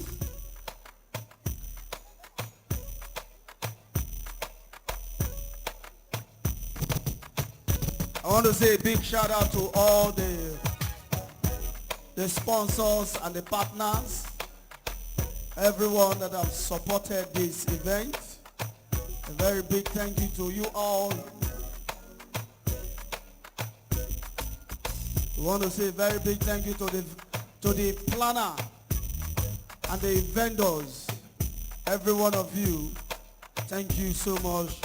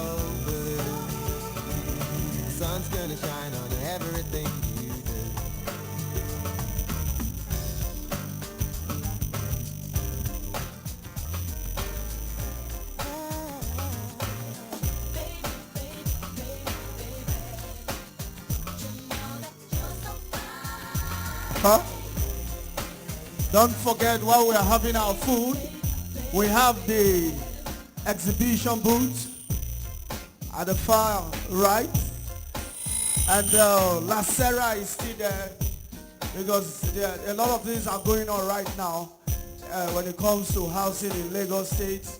They are making sure that no more collapsed buildings. So you can go there, walk up to them. They'll be here for the 3 days. They'll be here for every walk up to them to gather information. Lagos State Real Estate Regulators Authority, La Serra. Yeah. We have other real estate companies with their booths here. So you can as well walk up to any of them and, gather information, get contacts. Yeah.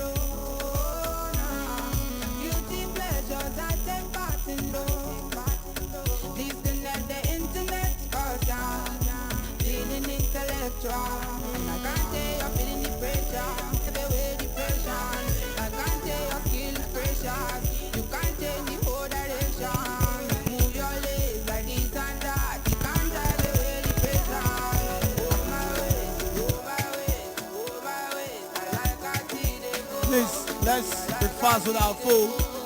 In another 10 minutes, we'll begin the panel sessions. In another 10 minutes.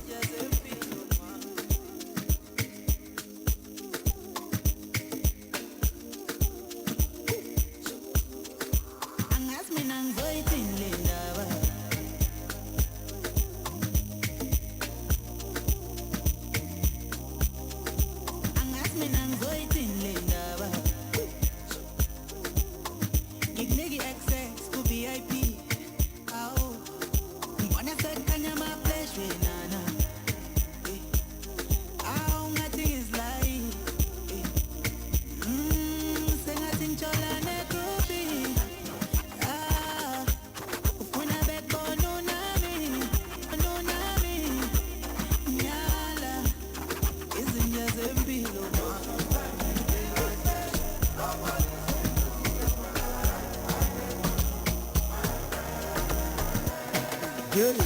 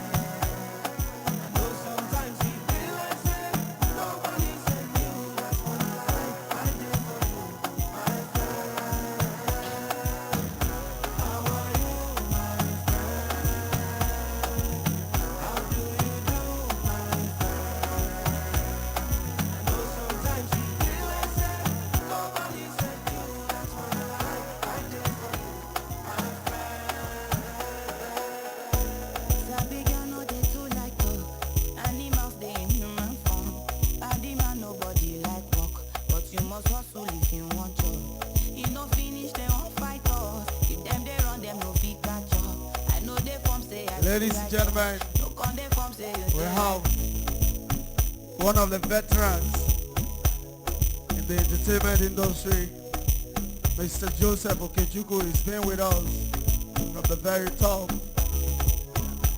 Thank you for coming. He's one man that is not so much in real estate. When they say in the rush, they don't say may you rush your food. Though. Don't rush it well. Oh!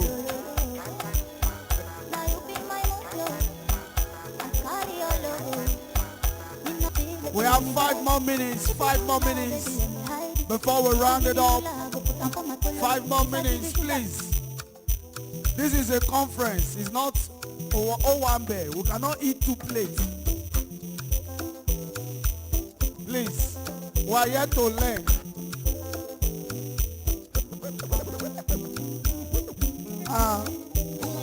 You are telling waiter after eating rice, he says you should bring amala.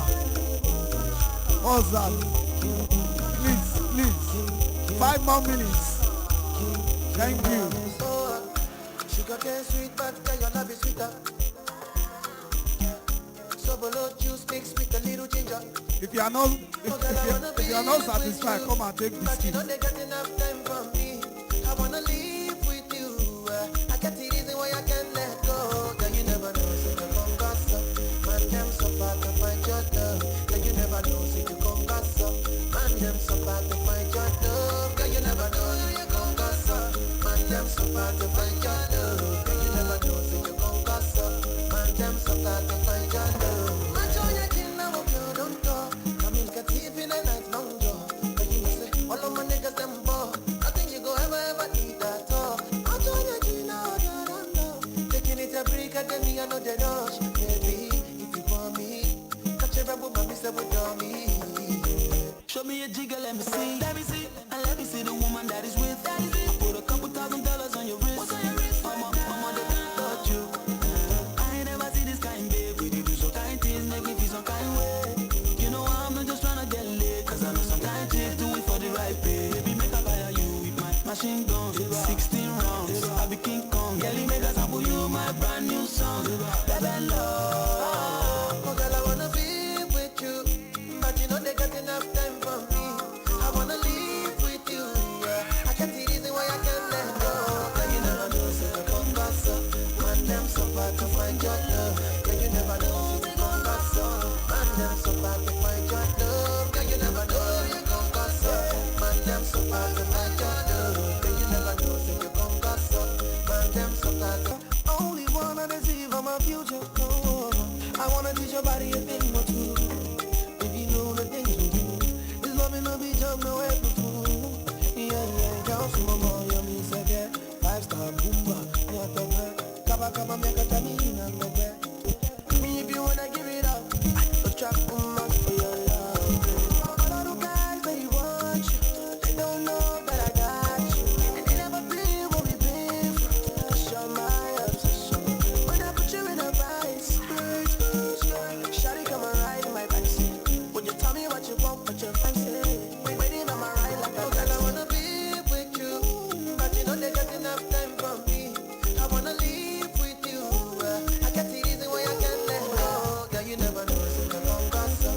Man, them so bad to find your love. Girl, you never know, so you come gossip. Man, them so bad to find your love. Every little thing you did to me, it's sweet to me for body. She a love me feel for love.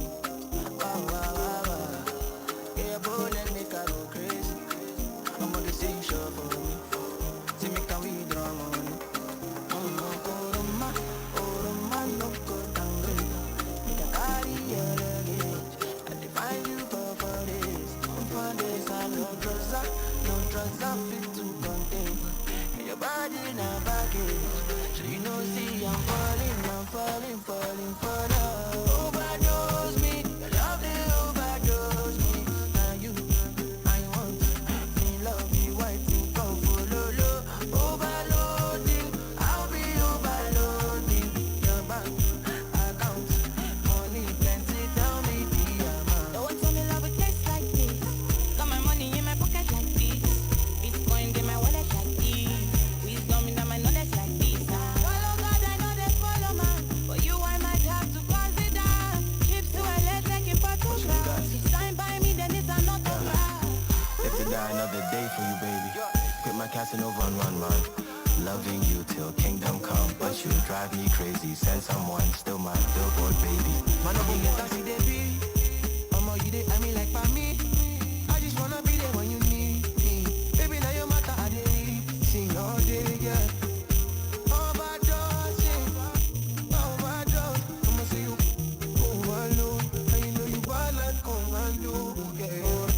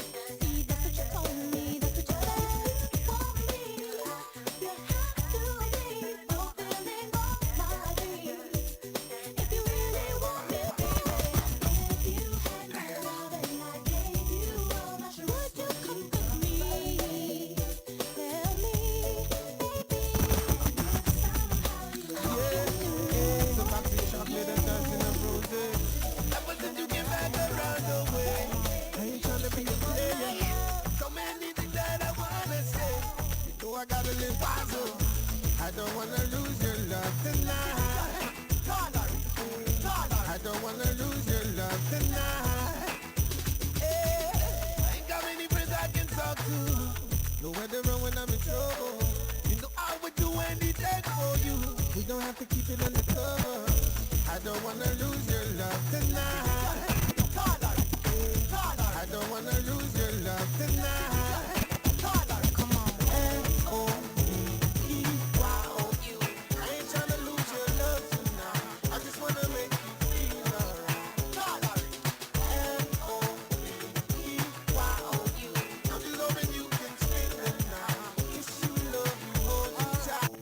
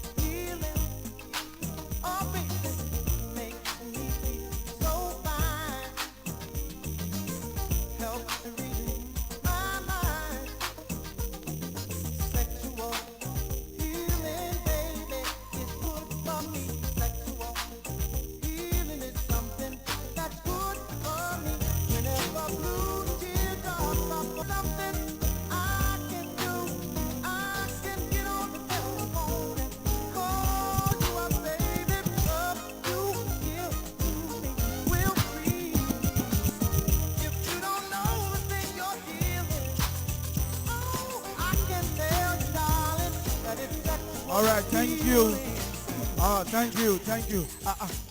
Wait. Wait. Really, where my extra eba?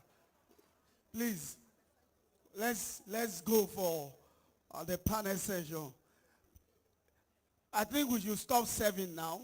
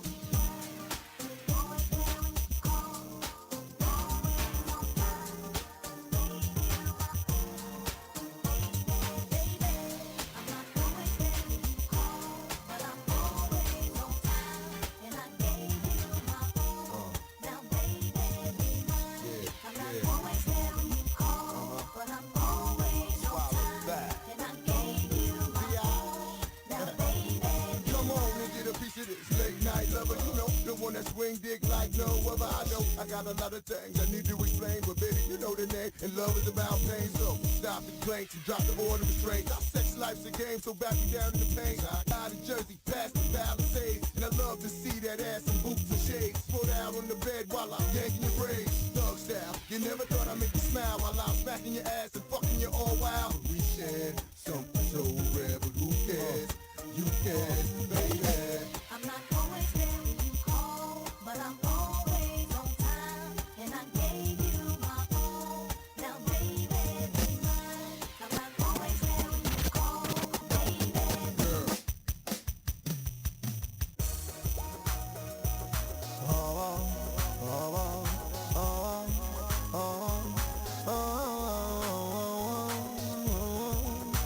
Jay Slicky Slicky.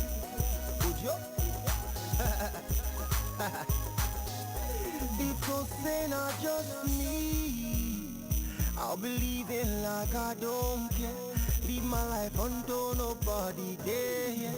If not just me, I'll be doing anyhow. Because nobody go there to challenge me. Nobody supernatural. Life versus spirit of the carnival. The personality, no matter at all. Individuality cannot make us stall. I sing. I want to be talking like a preacher at all. Don't want to do like say I sabi puzzle. I know say no be everybody sabi play ball. But I rise to compatriot, Nigeria call. So make you just do your thing, make I do my thing. Live and let living instead of to be feeling like a king on top of nothing. Stop the bragging on top of the buzzing. Because you know say all the vanity vanishing. Maloro puedo Nicolo Maloro puedo people to make this money. Maloro puedo Nicolo Maloro puedo people to make yeah.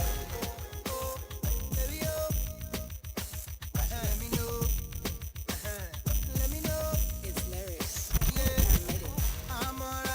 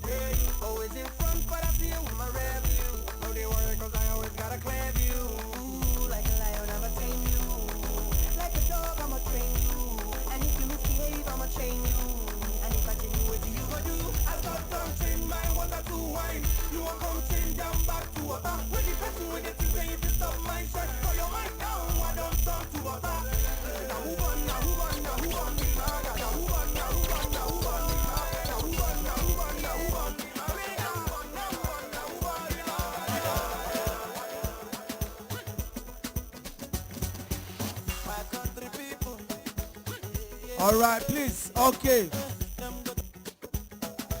Initially, I suggested that we have this launch at the end of the event. Okay, you that have been ordering for extra eba, please, it's okay. Until you ask for fufu, that's when your mind will rest. Yes. All right, thank you. Ladies and gentlemen, earlier we've had space. Panelists are going to be seated. Questions will be thrown to them. And at this point in time, we all have to now interact and be part of the event proper. I know we have a lot of bothering questions. We have a lot of things we want to know. You know what it means when you are learning new things and you are trying to unlearn the old ones. you try to want to ask questions so you have a balance, Abi, so that you know, okay, let me throw away this old knowledge that I had. Ladies and gentlemen, the ushers, no more anything. Don't give anybody anything anymore. Please, thank you. Today is Workers' Day. Workers are not supposed to eat. That's just me. I'm joking. So please, if you can as well help us clear the tables. Yes, let's just clear the tables because a lot of us have been writing and doing a lot of things. So food and that cannot go together. So please, I won't say anything. I did not see anything. Okay. Our panelists are here with us already. The man who is going to take charge of this session is, in fact, relax. You know, after the event, if the food you ate is not enough, just as you are going, ask for takeaway. If they give you, glory be to God. All right. Thank you. Thank you. God bless you. God bless you. Today, we've been fed with building excellence. You know, excellence. For you to do that, you don't have to procrastinate. You know what that means? A lot of us, we carry things to the next day. You know? And they gave us strength and insight. I know so many people did not know anything to write in that session. Some of us were just because it was very fast. So we're just nodding our head and clapping. But I believe, and Dr. Ikpe came to tell us about branding. And tell me, give me one thing about branding that you learned today. One thing I learned today is that we should know our customers. Know your customer. You try. Know your customer. So I believe from now on, by knowing your customer is not by calling your customer by 10 p.m. meet at 9 too. You go call Percy husband, they go beat you. All right, we're ready. We're good for the next set. Thank you. Gloria, unleash. If you don't celebrate us very well, we will not serve you food next year. So make the applause louder so that Dr. Ken can give us food again next year. Thank you very much. Thank you very much. All right. Just before the lunch, I was introducing a couple of persons, very, very important dignitaries that has joined us at this August occasion. And once again, I would like to recognize their presence because we have to give what Caesar's to Caesar. Let's give what's the honor that is due to Ezekiel. Also join me to welcome the CEO Revolution Plus Properties and the President Reina Lagos, Bamidele Onolaja.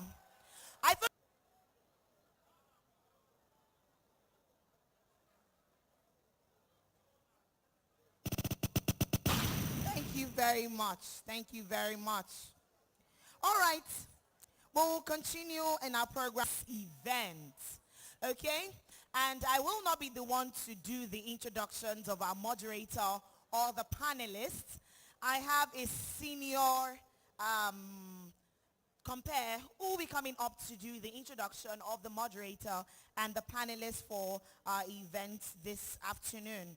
Well, this panel session is going to be titled Real Estate Market. And to do us the honors of introducing the moderator and the panelists, please, with a resounding round of applause one more time, make welcome Joe Okechukwu. So you're welcome. Thank you so much. Careful.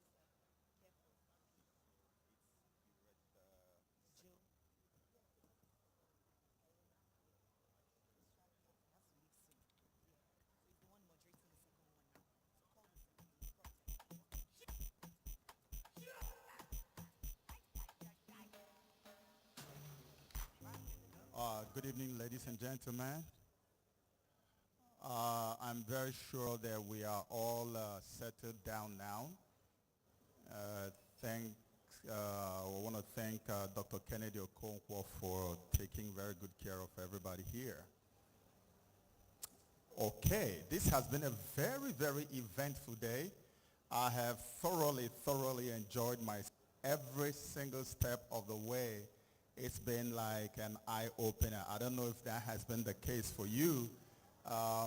Just to build on what has happened here already, we're going to go into the panel discussion sessions, which is going to be far more interactive. And for those of you who missed my name is Joseph Okechukwu.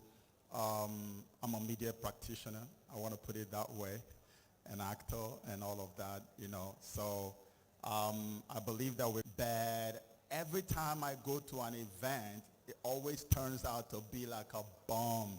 And I see the same thing happening with this. I never thought I was going to come here and see all these people. It shows the hunger in us for excellence, according to Pastor Godman.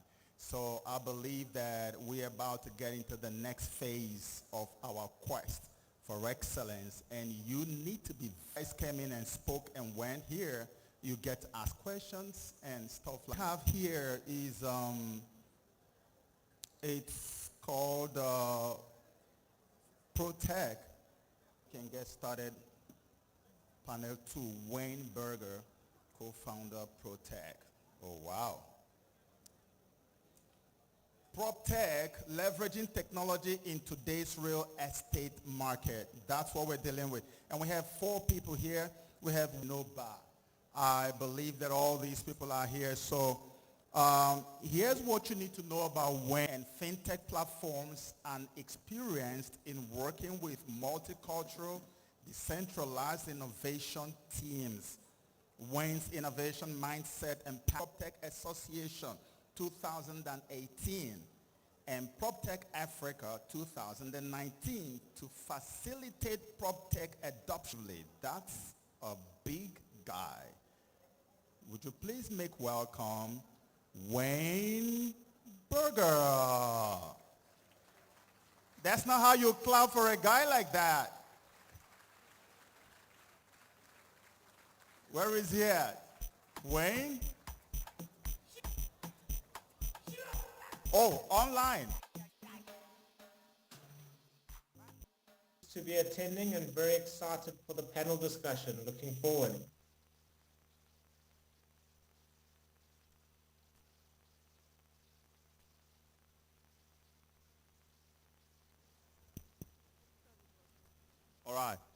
All right, Wayne, thank you so much for joining in. I didn't even know you're joining online, and I was looking for you in the crowd. Welcome, man. All right, so let's go. I hope that's how you call it. So Bukumi presently leads the team at VAMFI, a resource optimization solution for data-driven facilities and building management. Using IoT devices, they monitor the built environment and its assets at a low cost, making it a more sustainable solution. Some of his key achievements include leading the transformation of Filmo real estate manual operating processes into a sustainable technology-enabled procedure. This led to the creation of a new retail service called Resido, which integrates with WhatsApp and Paystack's API, making it easier for users to access facility managers and pay for their services. Amazing. Let's make welcome Ajiboye Bukumi with a round of applause. That's Ajiboye, young and vibrant.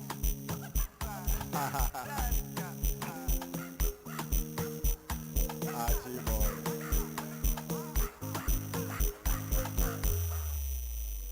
What's up, buddy? Yes, please. It looks to me like the people here today are ready for party. You know, like when they were eating, I saw a lot of people down there and they were already throwing. Okay, so we're going to do that afterwards, all right? I love the crowd. Okay, so the next guy we're going to introduce here is John Oman, or Oman, yeah? Forgive me. All right. So John Oman is the co-founder and CEO of Live Band by Construct, a company that aims to transform the construction industry in Nigeria by promoting transparency and eliminating inefficiencies through innovative technology and data-driven solutions. Yeah? Amazing. With a background in real estate and construction, John founded Construct, assembling a formidable team of real estate professionals to tackle the industry's challenges head-on. LiveVent by Construct has received over $700,000 in pre-seed funding. Wow. And notable among their investors are DFS Lab and Tofino Capital. John is an advocate to push eco-friendly materials and promote sustainable building practices. Sustainable.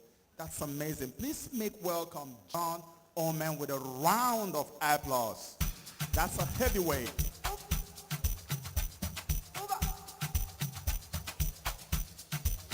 I'll be on the phone, calling you tonight. I wanna make you feel me, make you but I fool my eyes, but I'll be alright. Forever, on my laptop.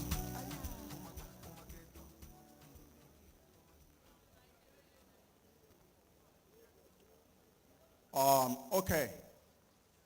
That's amazing. The stage is getting filled up.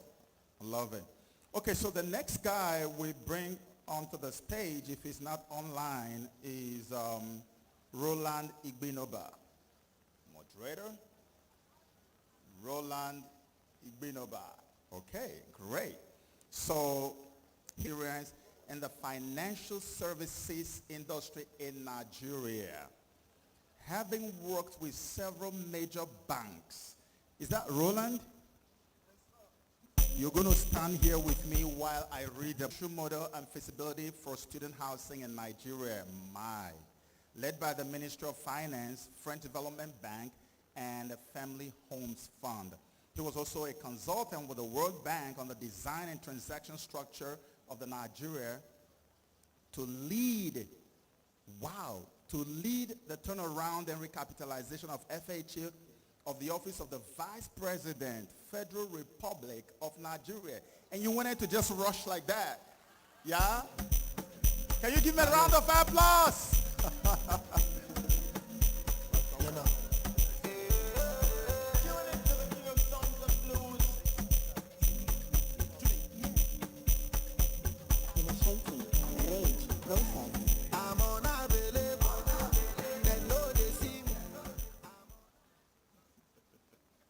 You guys, they crack me up so much in this place. I'm on Ave. It looks like it's going to be a mad party, right? Okay, so we have another guy here. His name is Chude Osiebu. Chude Osiebu, all right? So about Chude Osiebu. Chude Osiebu is a co-founder and the CEO of Venco, a technology solutions provider that helps property managers and residents manage communities and living experiences. That sounds like a good plan. Now, with over 20 years of experience at the intersection of business and technology, Chude has a wealth of knowledge and expertise in the real estate industry. He has previously co-founded Mancala Limited and Excel Limited, companies providing ERP implementation, training, and support services that have generated more than 10 million, whopping 10 million US dollars in revenues since inception. Wow. Make welcome Chude Osiebu with a round of applause, guys.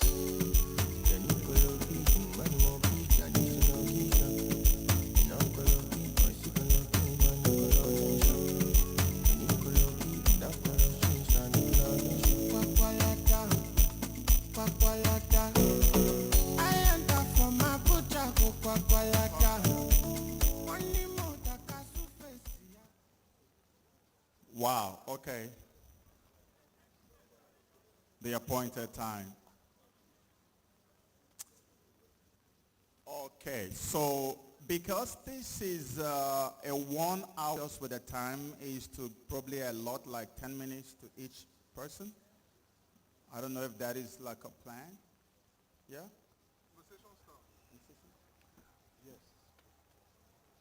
All right, guys. So I was right. That's the plan, and we're going to get started right now.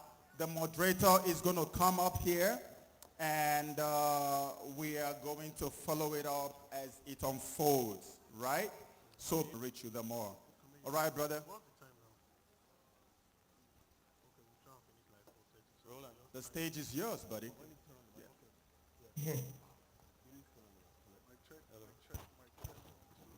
Hello, good afternoon, everyone. Please, can you put on the presentation? So we're going to be talking about PropTech. We all know FinTech, which is financial technology.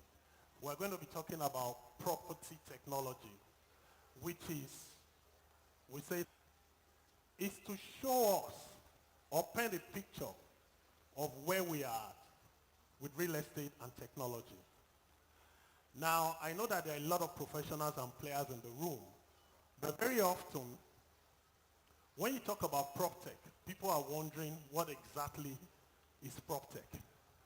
And so what I want to be able to show us in the next 10 minutes before we dive into the panel session is to tell us where that intersection is and what exactly the role of everyone who is in that value chain. Are we having problems with the slide? So COVID-19 was a strategic inflection point, right? And we've had a few conversations around what happened during COVID-19. And when you are at strategic inflection point, what basically happens is that you have a lot of naysayers who are traditionalists, who believe that things must be done the way they've always been done, who never see anything inside in terms of innovation. And then you have some other set of people on the other divide who adopt that change and begin to think that how do we take the opportunity at this inflection point and maximize it. And so that's what happened with the banks. Okay? That's what happened with the banks and the fintech platforms. From Paga, from Flutterwave, Paystack, to now MoneyPoint, who seems to be like the rave of the moment. I really need you guys to help me with my slide. Okay? So if you look across the real estate value chain, right from access to land until you get to operations and maintenance of the building, there are several players along that value chain. So you have the government, you have the construction companies, you have all of the supply chain guys, you have the marketers, you have the realtors, you have the mortgage that is generated from the property happens. All right, so move on to slide 4. I think that's where I'm at. So I'm going to let us look at this value chain. It is very important that you look at this value chain. No, the next slide, after this, next slide. It's very important that you look at this value chain. And the reason is simple. Property technology happens at the intersection of this value chain. And this is what all of these guys who have raised millions of dollars are going to be talking about. So they are not far-fetched. They are local enterprises, they are local startups who are less than, at most maybe 3-4 years, right? Raising millions of dollars in this same market. So if you look at across this value chain, right, there is technology to be put in access to land, if you want land. There is technology for planning and building regulations. When I mean there is technology, I am saying that if you identify a problem along this value chain, you can use technology to solve it.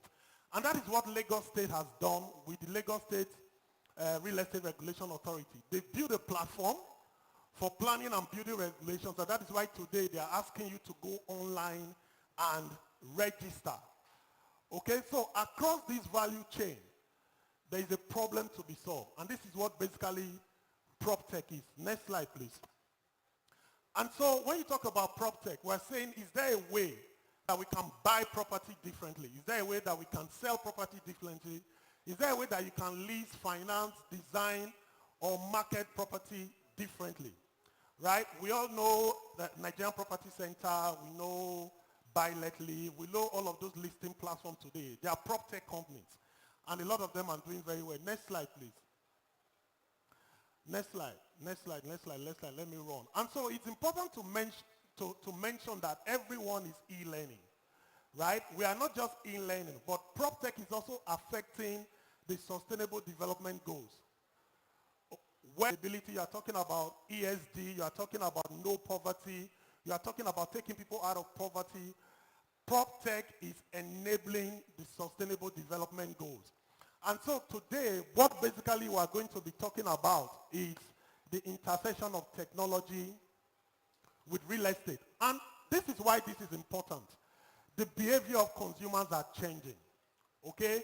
Now, our parents saw, is it, what do they call this phone that they used to carry, these satellite phones that they were using, right? Turaya, yes, you know, carry Turaya, right? Today, if you were filling a form, you don't even have the patience to type your name, right? Once you type the first letter of your name, you want your name to show up. So the behavior of consumers today are changing. And so whether you like it or not, the way you are doing your business is changing. Either you adopt what is happening, or very soon you find out you are out of business. Now go back to the demographics. It is very important for you to understand that you have, as of 2017, you have 107 million people, okay, who are in the Gen Z, millennials, and maybe Gen X. What that means is that they are not going to buy or operate or finance or live the way our parents, you know, lived. Today, you have property companies like Split, where you can take a room in a property and you can pay on a monthly basis. All right? You have companies like Cable, Nigerian prop tech startups. You have companies like Cable where you can do fractional investment. So you don't need to own 20 million naira to be able to buy a property today. And so basically that's what's happening, and that's what I wanted us to talk about. And so this session is basically to get a lot of people to adopt technology. And we are going to hear from the panelists what they have done in their various ways to be able to bring technology to real estate. And I'll just take an example, a global example. Scroll down, please. Just scroll down it. So, no, go back up. And I'll stop here. No, Blockbuster, right? Now, Netflix, we all know Netflix, right? And I'm sure many of you know this story, right? Netflix went into Blockbuster and said, guy, we know that you are big. Blockbuster used to own a lot of retail outlets all across North America. We know you guys are big guys, right? But we have an idea. We want to be able to show videos online. And what we want you guys to do for us is that for every of your retail outlets, let's just hang our banner as Netflix, so that when people come to borrow your video, your VHS tape to watch, they can see us. What happened? Blockbuster chased Netflix out of their premises. In 2010, why Blockbuster $1 billion? What am I saying?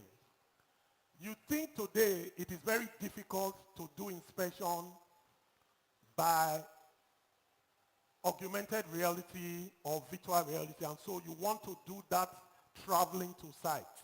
Gentlemen, I think we will get to the panel session, and I'm just going to start from John to say across that value chain that we just saw. Thank you. Absolutely. Thank you so much, Roland, and thank you for being a great leader of the PropTech space. You've been an advocate over the years, and part of the reason why some of us are here today is because we heard you speak, you know, in the early days talking about PropTech. The truth is, like you've rightly said, there's two kinds of people, right? There are people who are going to be strategic thinkers and think ahead, so they're going to be proactive. And then there are people who are going to be reactive. Now, we always hear that real estate is typically the slowest adopter of technology.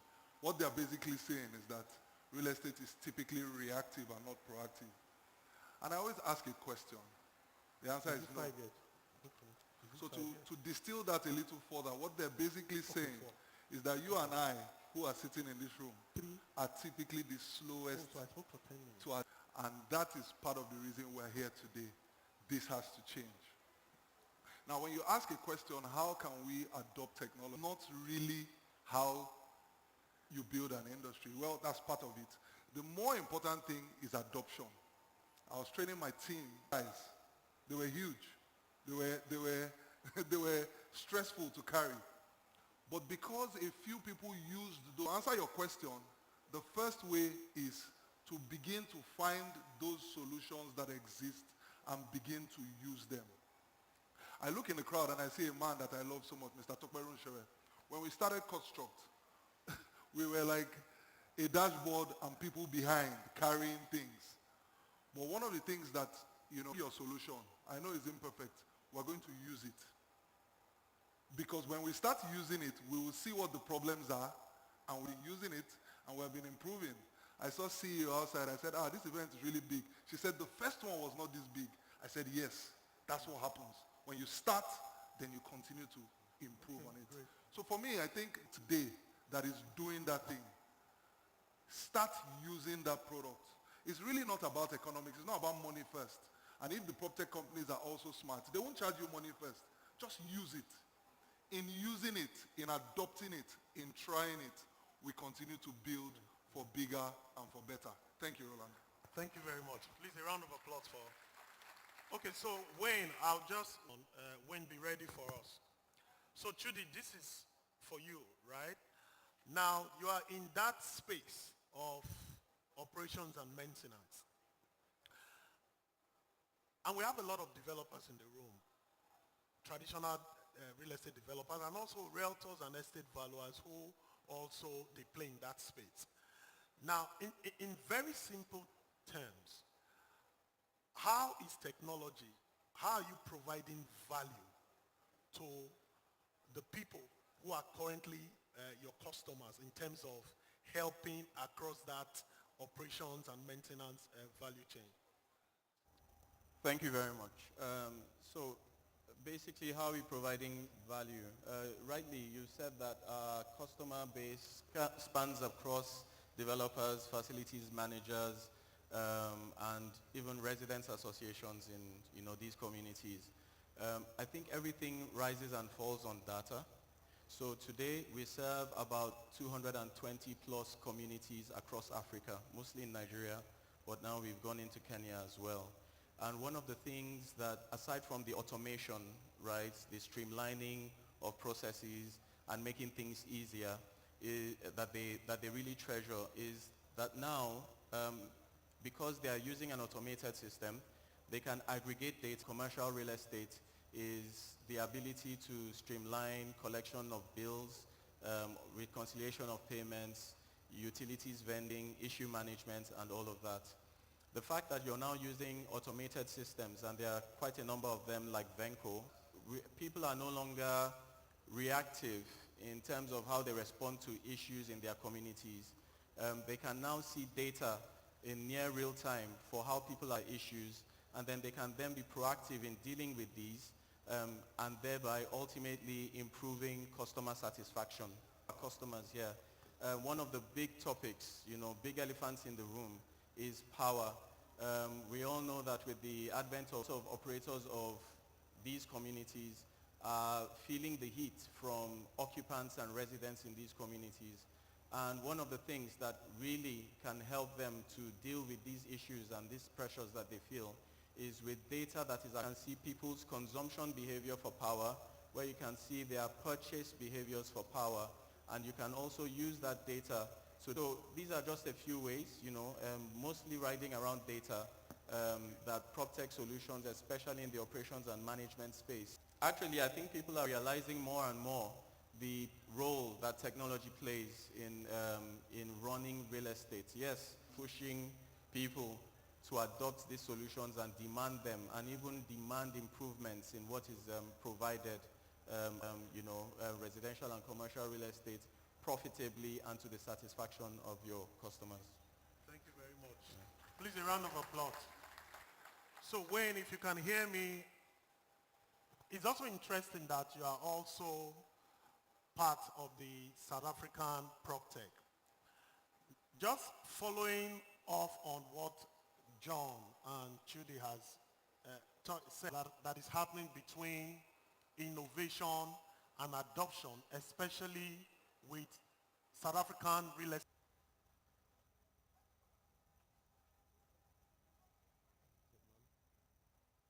You can stop me if you can't hear me, but just some excellent answers from the panelists. Adoption is a very big problem in the real estate.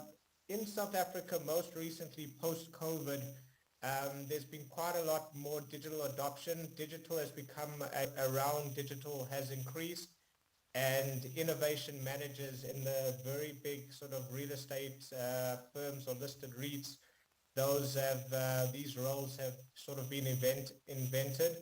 And what we found is that there is a keen interest for adoption now. Still, there's some key factors to consider in 2023, if you're a real estate professional and you're looking to adopt technology, or an API is a way for two technologies to connect together and share data. And it's very important to centralize your data, as a previous panelist mentioned, is that you want to have centralized data. So same issues or same situation in South Africa. And just more information, we've recently had rolling load shedding and power issues, and this is one side in the power issues. But every problem is an opportunity. So anyone in the room, which is a good way to adopt technology to solve real problems. Tech should make your life easier, should be better, it should make your life even more flexible, and the right technology should be cost effective and really enhance your business. Okay, great. Thank you very much, Wayne. I'm going to come back to you in terms of the flexibility that you spoke about. But right now, I'm going to move over to Bukumi. Now, we'll be talking about adoption, right? And I know that a lot of the players in the market are worried about security and data privacy. So in terms of dealing with your client and also working, and also for best practice, how should we be dealing with security and data privacy? Yeah, thank you. Circuit systems that are able to manage outside forces. So one of the first you provide mortgage services online, or provide real estate pricing online, or give people access to real estate services. Well, one of the first three things that when you're adopting technology, you have to ensure that technology you're adopting is very, very safe. Meaning that when you're creating login systems, may be infiltrated by outside sources. And also on the legal side, you need to ensure that when you are signing on new customers or community building or community systems often house really, really private data. Like for instance, like an asset registry, the kinds of things that people own in their buildings, or the kind of activities that they do in those kinds of buildings, or kind of notices or incidents that happen in those buildings, right? Oftentimes you will find that people want to be very, very private and very secure about that information. So you want to ensure that you are not only providing technology that is going to protect them from their data being stolen or being sold, you're also ensuring that on legal terms, you are signing on these customers with a legal backing to ensure that you don't. Thank you. Thank you very much. So if you look at across that value chain that we discussed, right, this before, but I want you to be more elaborate, right? What would you say today is the biggest challenge that is facing technology and real estate, that is facing adoption, you know? And I want everybody to, you know, to just mention one point. So I'm going to come around the panel, but you, John, yeah. First of all, you know, unfortunately, we're still a third world country, right? And so people typically have, you know, what they will consider more basic needs. How to put food on their table, how to have electricity, how to transport themselves. So sometimes it makes technology and anything that sounds too complex look like it's far-fetched, right? And so already the mind is already sort of how to sort of get satisfaction from our hardship. So if you hear some people talking about how hard their work is, it's a bragging right. So I have to do this, I do this, so you're now telling him that that thing that you have been bragging about, one phone can just do it. So there's a bit of that emotional or psychological aspect of it as well, where people, once upon a time, we had companies like Polaroid, and Polaroid was designing better quality papers. And somebody was telling them that we want to do digital pictures. No, do you know the research we put into designing these papers, right? And companies like that have faded because the future doesn't call you when it's coming. It comes. You either ride with it. The drivers who had previously been the Baba that you will call. Baba knows that you will call him every morning because you need a car, right? He's expecting your call. And he will tell you that thing is 3,000, madam. If you don't want, he will cut his phone. Because there are 10 people, right? But the truth is, over time, change will come. If you look at the music industry, same thing. The music companies resisted the Apple Musics, the Spotifys of this world. They resisted change.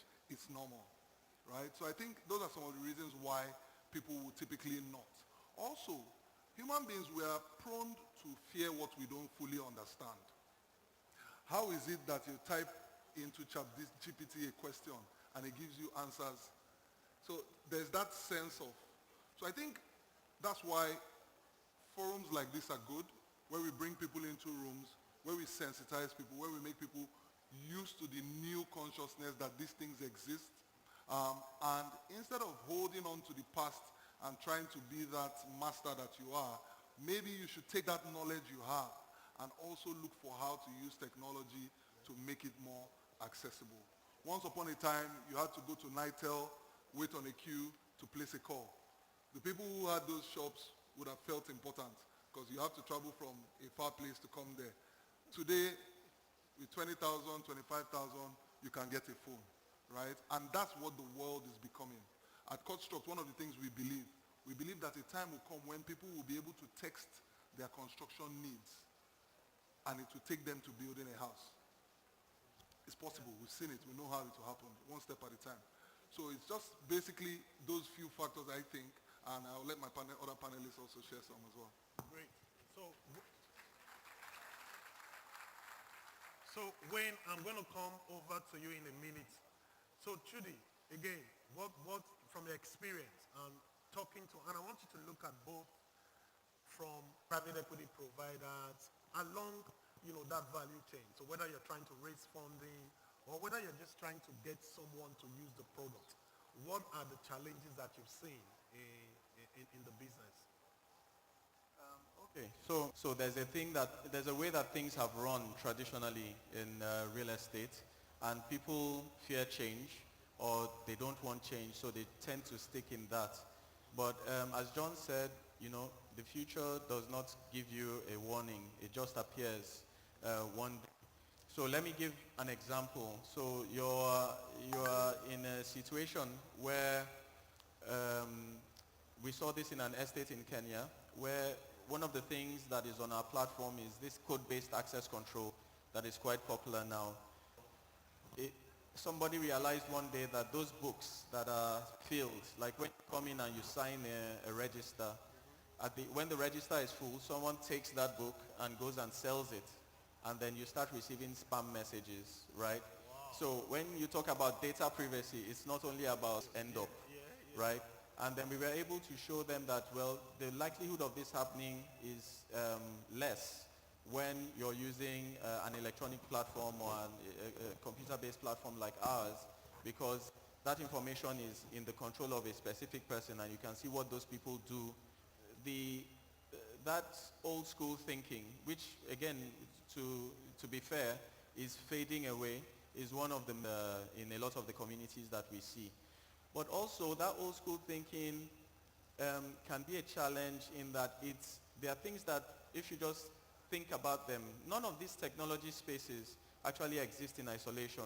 So even though we are talking about prop tech today, there is big intersection with things like fintech.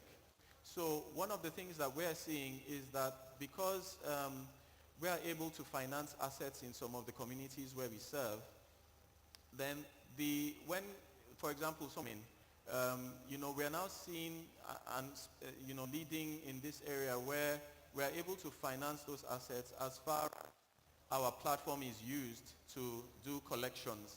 And if you're using our platform to do collections, then we can front the cash for those assets and then draw them down over time. But what that does is that it just unlocks, situations, because many bringing up the upfront cost to afford some of this capex might be a challenge for them. So there's always a chicken and egg question. Do we tax people to get this, or do we, find a way to finance it? So that's somewhere where PropTech and the intersection of it with things like this. On the fundraising side, so we raised almost $700,000 about a year ago to basically expand our solution and to grow distribution. And I would say that at the time it was a more forgiving funding environment, and basically we didn't have a lot of challenges there. But traditionally, PropTech has been a distant cousin to fintech, So you hear about all the big names, Money Point, OPay, and all of those things. And PropTech, we've been waiting for our time to come. It's coming. In fact, it's here. Yeah. So, but I think that people are now starting to understand it, because think about it. Everybody lives somewhere. With increasing urbanization, right, the kind of communal residential real estate that Victoria Crest has come to symbolize is becoming more and more popular, and will only be the norm, because, well, guess what? We're not creating land, and more people have to live in kind of the same area. So people are now understanding that these communities have a massive internal economy, right, that can be tapped into, and providing services that solve the problems of facilities management in those communities also then provides an avenue and a platform to provide so many other types of services, from rent financing to asset financing within the household and for the community, to insurance and so many other things. Whereas that has traditionally been a hang-up for a lot of VCs, they are now seeing the opportunities, and I think I'll end it on a very positive note that things are improving. Okay. Yeah. Great. Thank you very much. So Wayne, the Southern African region, in terms of adoption and use for PropTech. The South African region is very much like Nigeria and the rest of the world. We find that the number one issue, as mentioned, is a tech adoption mindset, especially in the real estate sector. It seems to be a slow adopter, maybe because rent will come in no matter what, but if you do want to improve the business, you do need to adopt technology. Recently, we took on a partner in our Arshak Ventures business, which is our PropTech venture builder, who used to run a real estate fund for Old Mutual Property. His name's Peter Levette. And why I'm saying that is that it was a very interesting switch, because someone that's in sort of head of a fund now moving to a PropTech company, let's call it, was a very unique move in the market. So that was just very interesting, and that's just to highlight that in Silicon Valley, and if you're a technologist, you say fail fast. The only way you can innovate is if you risk failing, because you try something, it doesn't work, you iterate, meaning you change it slightly, you try again, and if it does work, then there's also a concept of gradually then suddenly.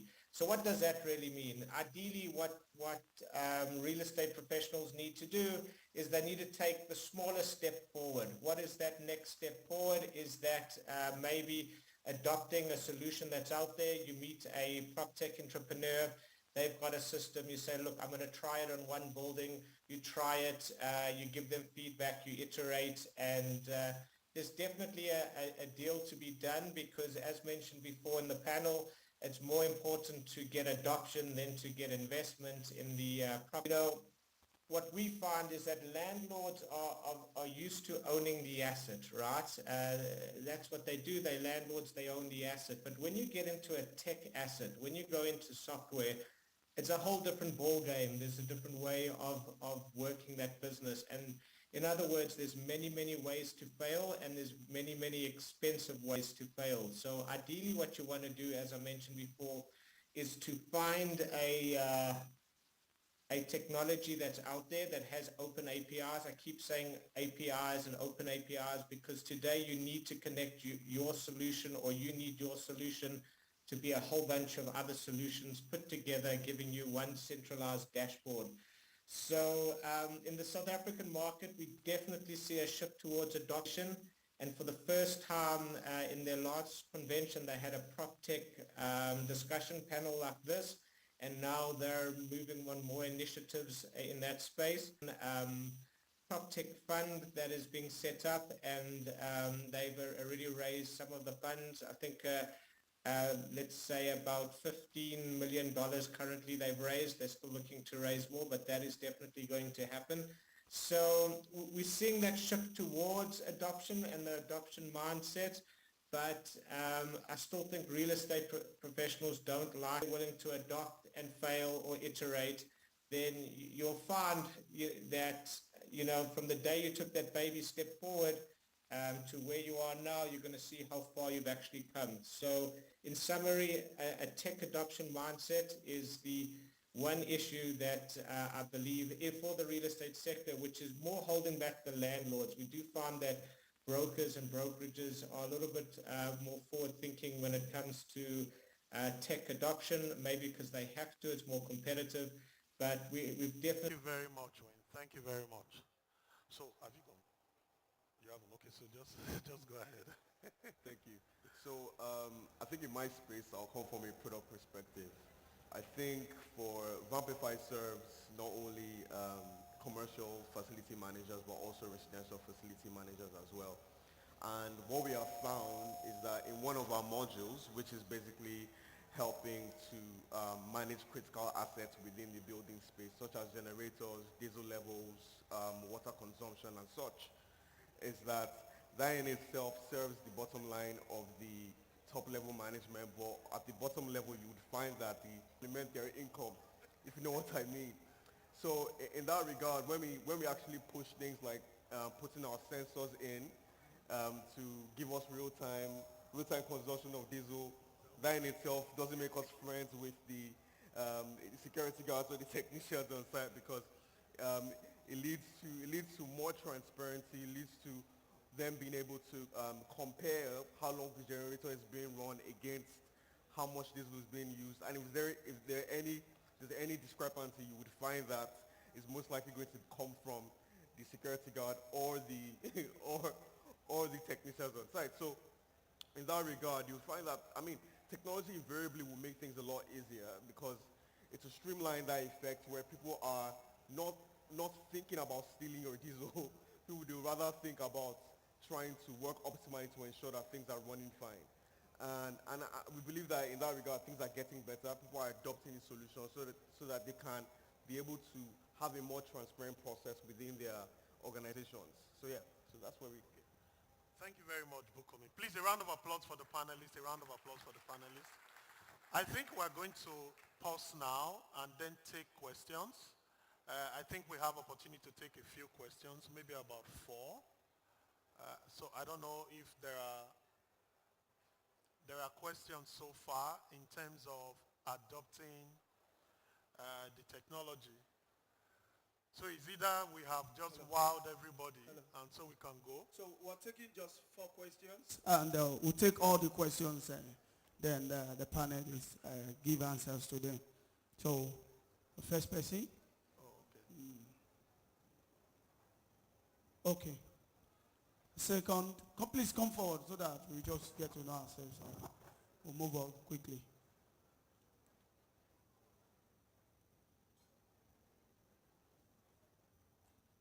There's a hand over there. Okay, please. Okay, thank you. Yes, thank you. Okay, let's start from there. Hi, good afternoon, everyone. My name is Promise Ndem.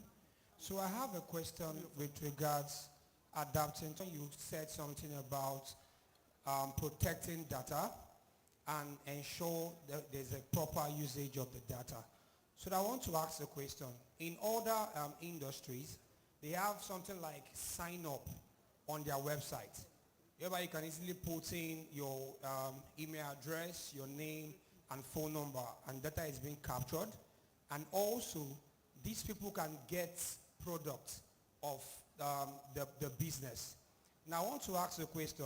In the space of real estate, is it possible to have a form of an app that gives clients new products, e.g. they are building a new housing estate, the client gets the pop-up. If the client has purchased any home from our system, he gets like a value of what this particular product or this particular house he has purchased. What is the current value in case he or she wants to sell in future?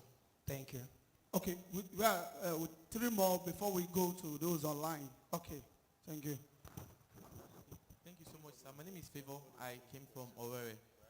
Okay, sir, I have a question. In my city, myself and my guys, we built a platform to help people rent properties in Owerri. But we discovered that, so how do you handle a situation whereby you have a platform and it's a platform that is meant to solve a grassroots problem, like our site is meant to help people rent properties.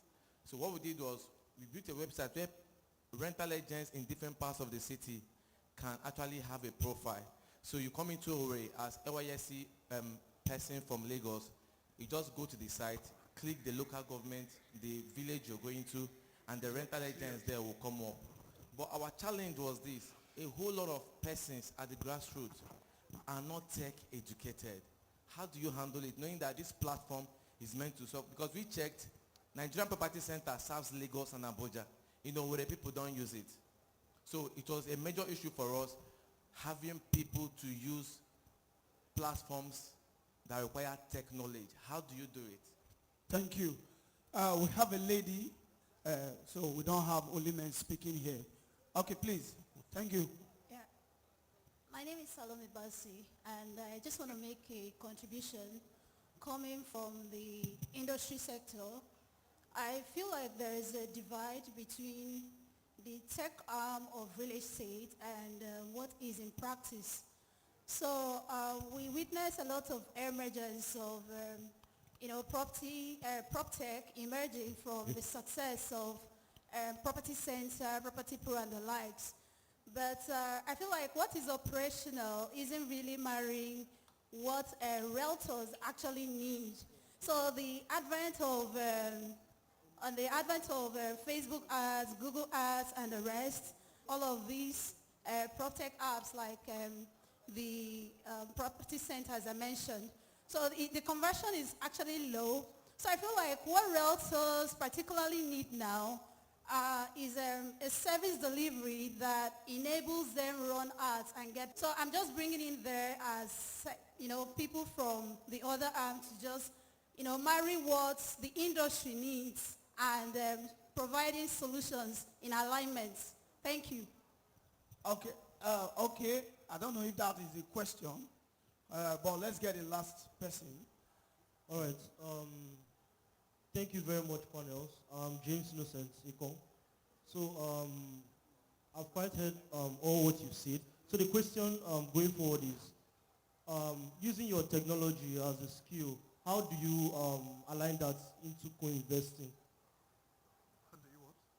How do you marry that into co-investing? Like, how do your technology like come into existence with co-investing?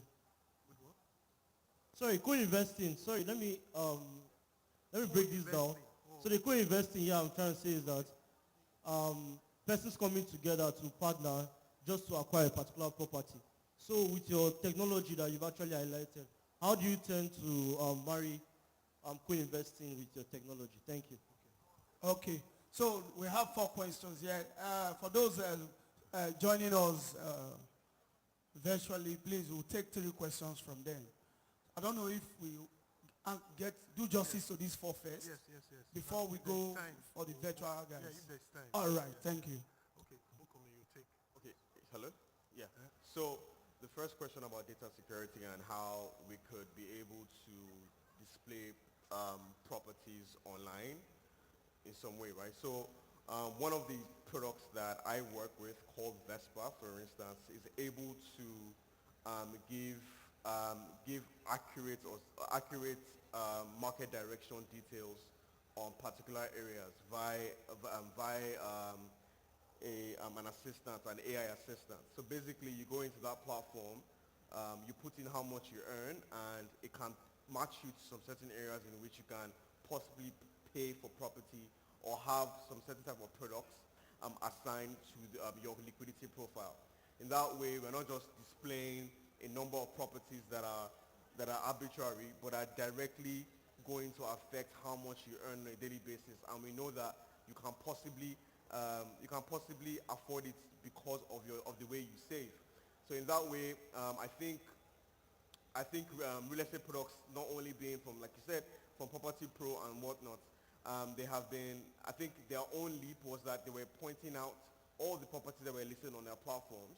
But now I think what technology is moving towards is being able to match you with your own liquidity profile and how much ways.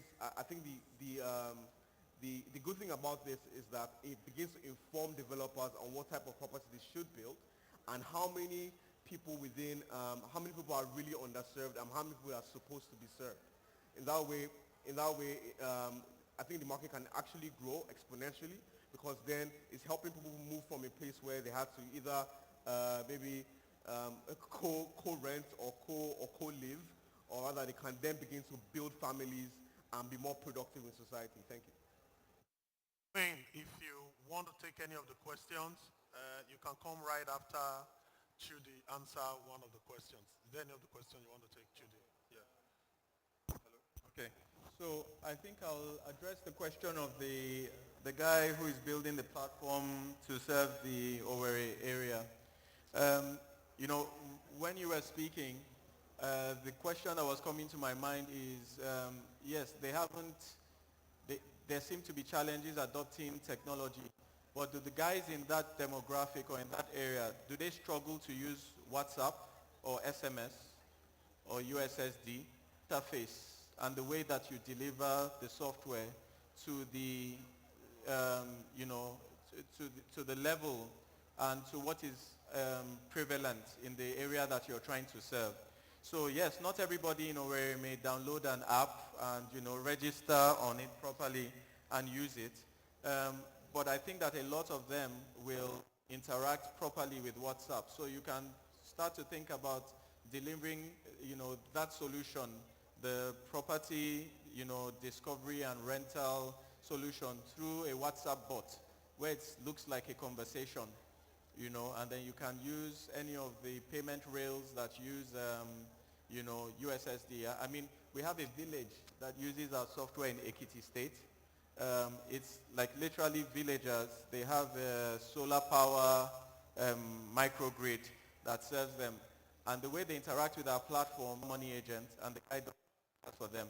So really the key is to market and cater your solution properly in a way that the product fits their situation. So that would be my answer to that.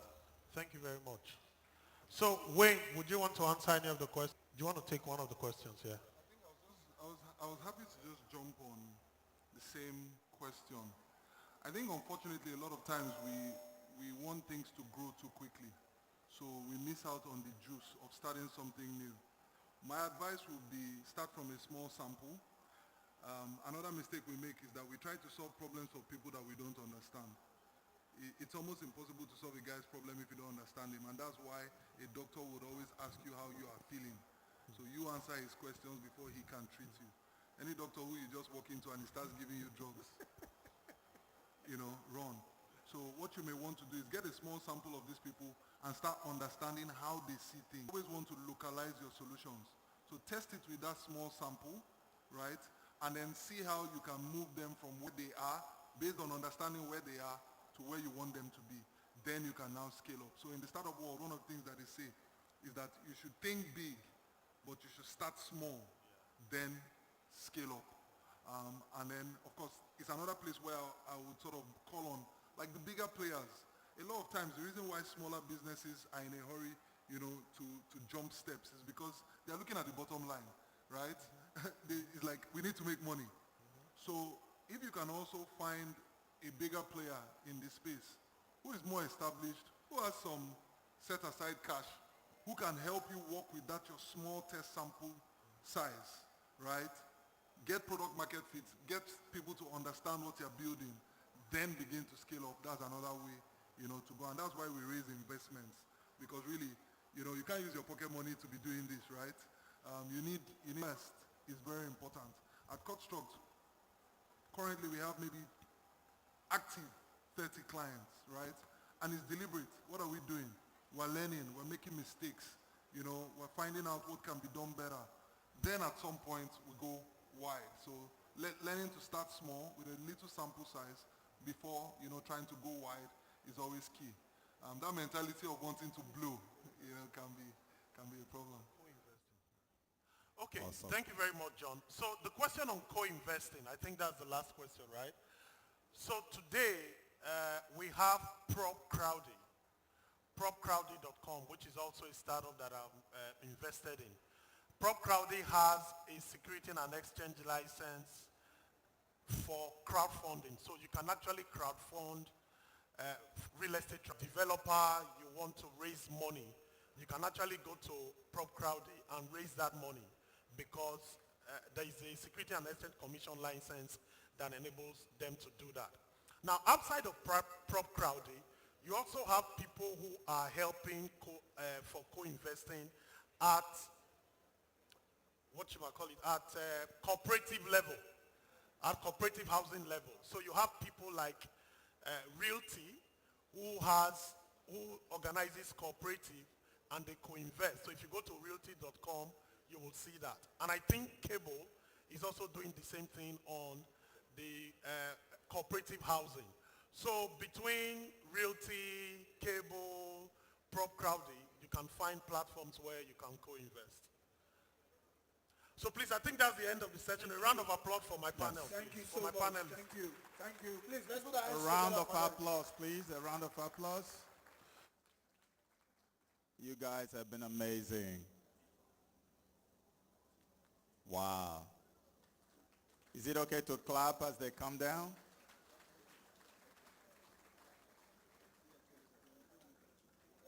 Okay. So We'll need Dr. Ned and the CEO to join them for the photo session.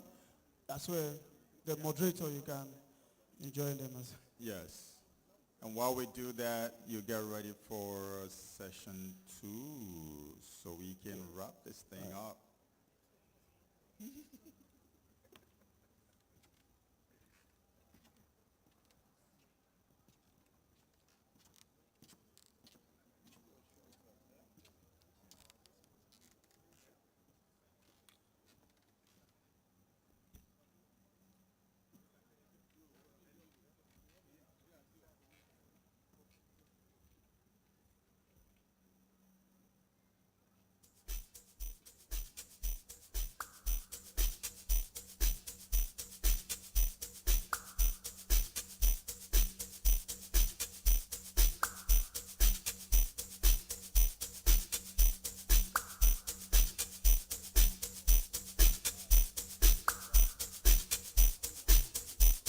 All right, guys.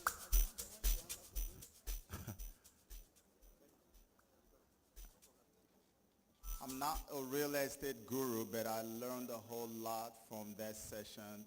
I don't know about you. And I hope that you guys have enjoyed the face of fear. You can imagine when someone has to have vision in the face of fear. When you're scared, it's too deep and have vision in the face of fear. So this is really going to be very interesting. And I'm going to go straight ahead and call the guys who are going to be on this panel. The first person we're dealing with here is Dr. Dixon for CEO Korape. You know Korape, right? So about Dixon. Dixon Sulfur is a successful entrepreneur, investor, and CEO of Cora Technologies. He has worked in internet and mobile technology companies and has used his skills to improve processes in multiple organizations where he sits on the board. He's pioneering payment technology in Africa through Cora, helping local and global businesses scale across the continent. He also created the African Founders Fund. Startups, come here. Over 20 African startups with a combined valuation of $1 billion. $1 billion. Can you give me a round of applause, please? This is not a joke. Okay, you can see it, man. I mean, we have people who do big things, man. I'm telling you. Okay, so we have the next guy who's coming up here is Dare Arigbede, CEO Castle Mills Limited. So about Dare Arigbede is an experienced real estate developer and CEO of Castle Mills Limited, a Lagos-based firm specializing in development, sales, and advisory services. Expertise and exceptional services to the luxury real estate market. He holds a bachelor's degree in economics from the West African Youth Council. Dare is passionate about youth empowerment and community development. He is also a devoted family man, happily married with 3 beautiful children. Woo! You're the man. Great. I mean, you guys need to clap if that's the only thing. You know, the problem is sometimes when people eat, they tend to be a little lazy. Don't be lazy. Clap really energetically, okay? All right. Okay, Wole Aspire. Aspire. Ah, wow. You have some fans over here. Yes. So you guys won't even let me tell you about the guy and you're clapping. You have too many fans. So hold on. So this guy, look at his company name. Can you imagine? President of Billionaire Realtors Group. Really? Okay, so Dr. Tony Aspire Kolawole is a successful and award-winning real estate entrepreneur with expertise in real estate marketing, commercial real estate advisory and strategy, property development and investment. He is the president of over 85,000 consultants. Woo. He's also the co-founder of Tribitat, a fast-growing real estate development company in Nigeria. Dr. Tony is an alumnus of several prestigious institutions and has attended numerous seminars. He's a recipient of several awards for his role in economic advancement through real estate. He serves as an inspiration for many in the industry. Come on, man. You're the man. Well done. Okay. All right, so, yeah, this one is very special to me because this one is my sister, you know. Yeah. How about that? CEO of Lagos, very hardworking. So the next person is going to be the moderator, and she is Mrs. Ichechi Okonkwo. You know the name, right? The emperor, the conqueror, the champion, the lion is here. I love that.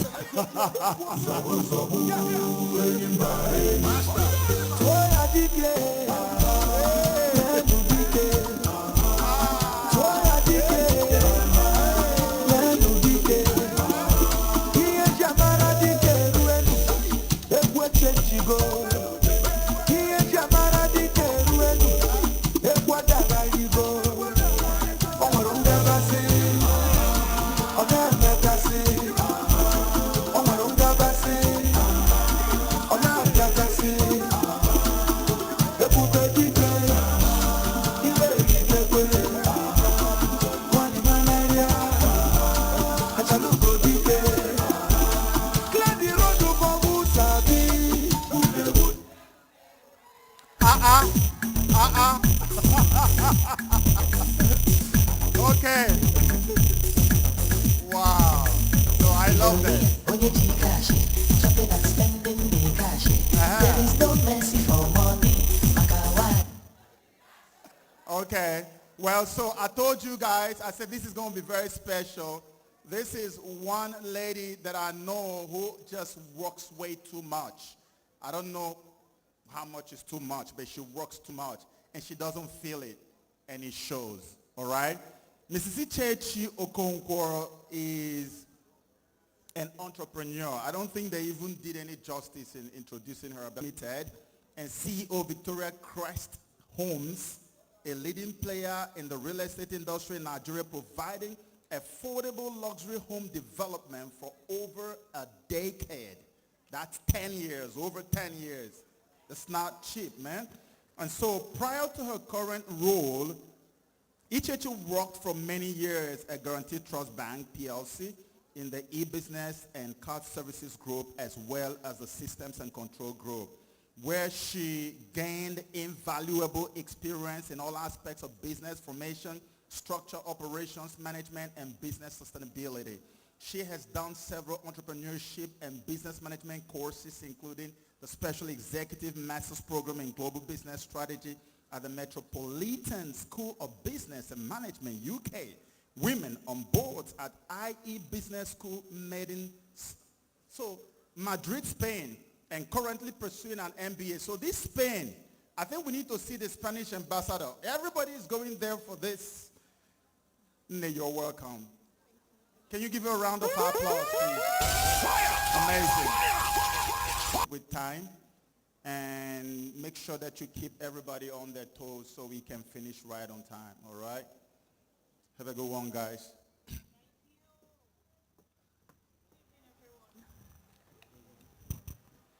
Hi. Are we pumped or we need another song? Huh? You're pumped.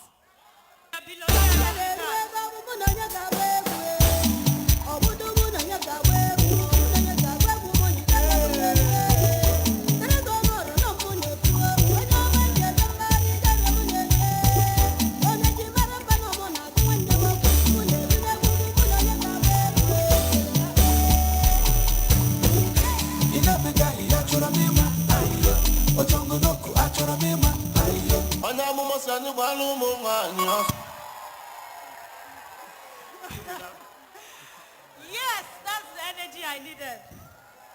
You know, we're sitting here today to talk to you about something really interesting. And I'm going to tell you a short story. We're tasked to talk about vision in the face of fear. So let me tell you a short story, a quick story. I came to Lagos to serve. And somewhere along the line, I met a man. And this man, in fact, I didn't know until later, was earning less than 90,000 naira for a bank girl who was earning over 200,000. See, was earning less than 100 or less than whatever. I saw someone who had ambition. You know, with that I was sold. And after a while, he moved on to another job. He got a better job with a very beautiful title. Babe, what's that title again?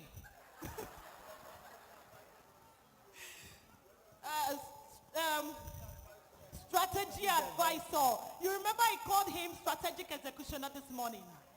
So you see where he came from. He was the strategy advisor to the CEO at that company. And this young girl who came to serve, she was supposed to serve, get a job, and then move on to do masters abroad. And while I was trying to do that, this young guy was coming strong. And next thing, 3 months down the line, he resigns. Why? Because he lost a deal, a real estate deal that meant so much to him. He had one humongous dream because he wants to chase real estate projects or real estate, you know, I just couldn't I was trying to wrap my parents around the fact that I was bringing an Igbo man home. And this man just comes and resigns on me.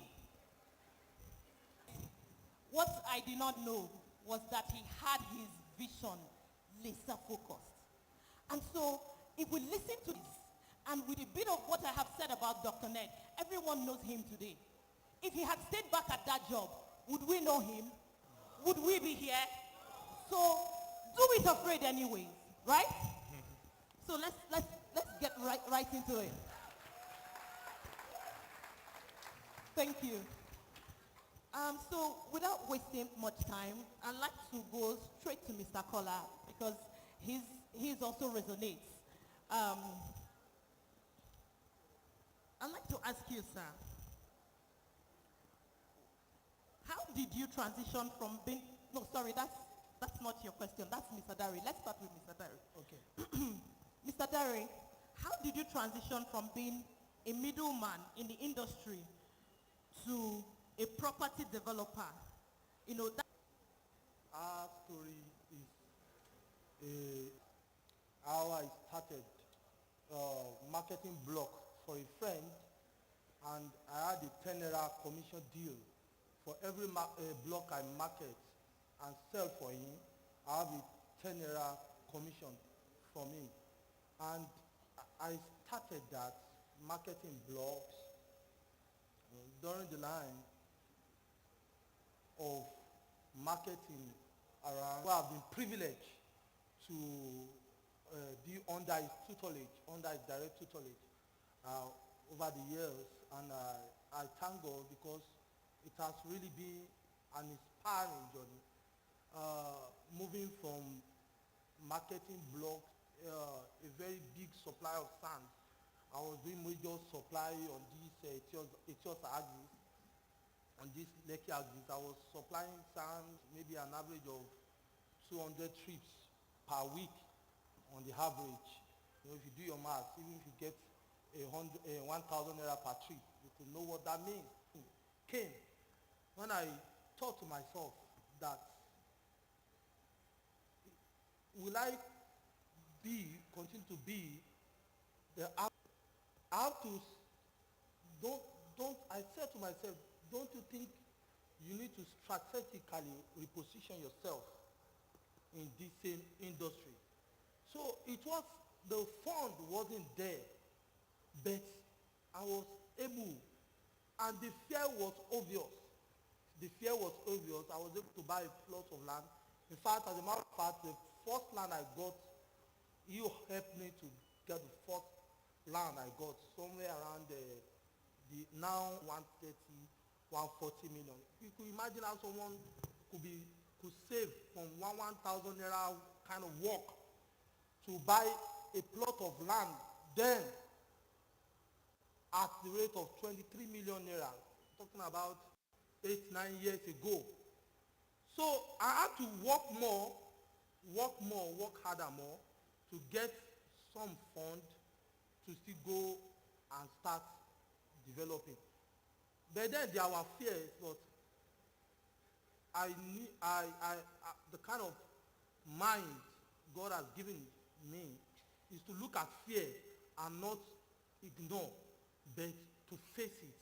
We have to develop our mind to a place where we will not, something about fear is forced. So we have to, how many minutes? Okay. So we have to begin to take actions, proactive. We have to be proactive, taking action in spite of our fears. I started my first project at 4 housing units at Chevy View, and it was challenging. I got a credit of doors, materials, electrical wires, and other materials up to like 28 million naira. Just because some of those guys were comfortable giving me those credits because they knew the kind of person I've been all through the years, while still at supplying sand, supplying block. I think our greatest capital will be trust, our integrity. will be our greatest capital. There was fear. Then I had the fear that sometimes, to be sincere with you, I will be driving to my site. I will look at the site, and those casting guys will be doing casting, carrying concrete, sand, blocks. No, I don't even have money to pay them. They might beat me up. So I will have to turn back and go and find money. You know, God has a way of providing for those who just try and honor step of faith. And just providence has a way of, you know, when the vision is clear, when there is clarity of vision, then the provision falls in place.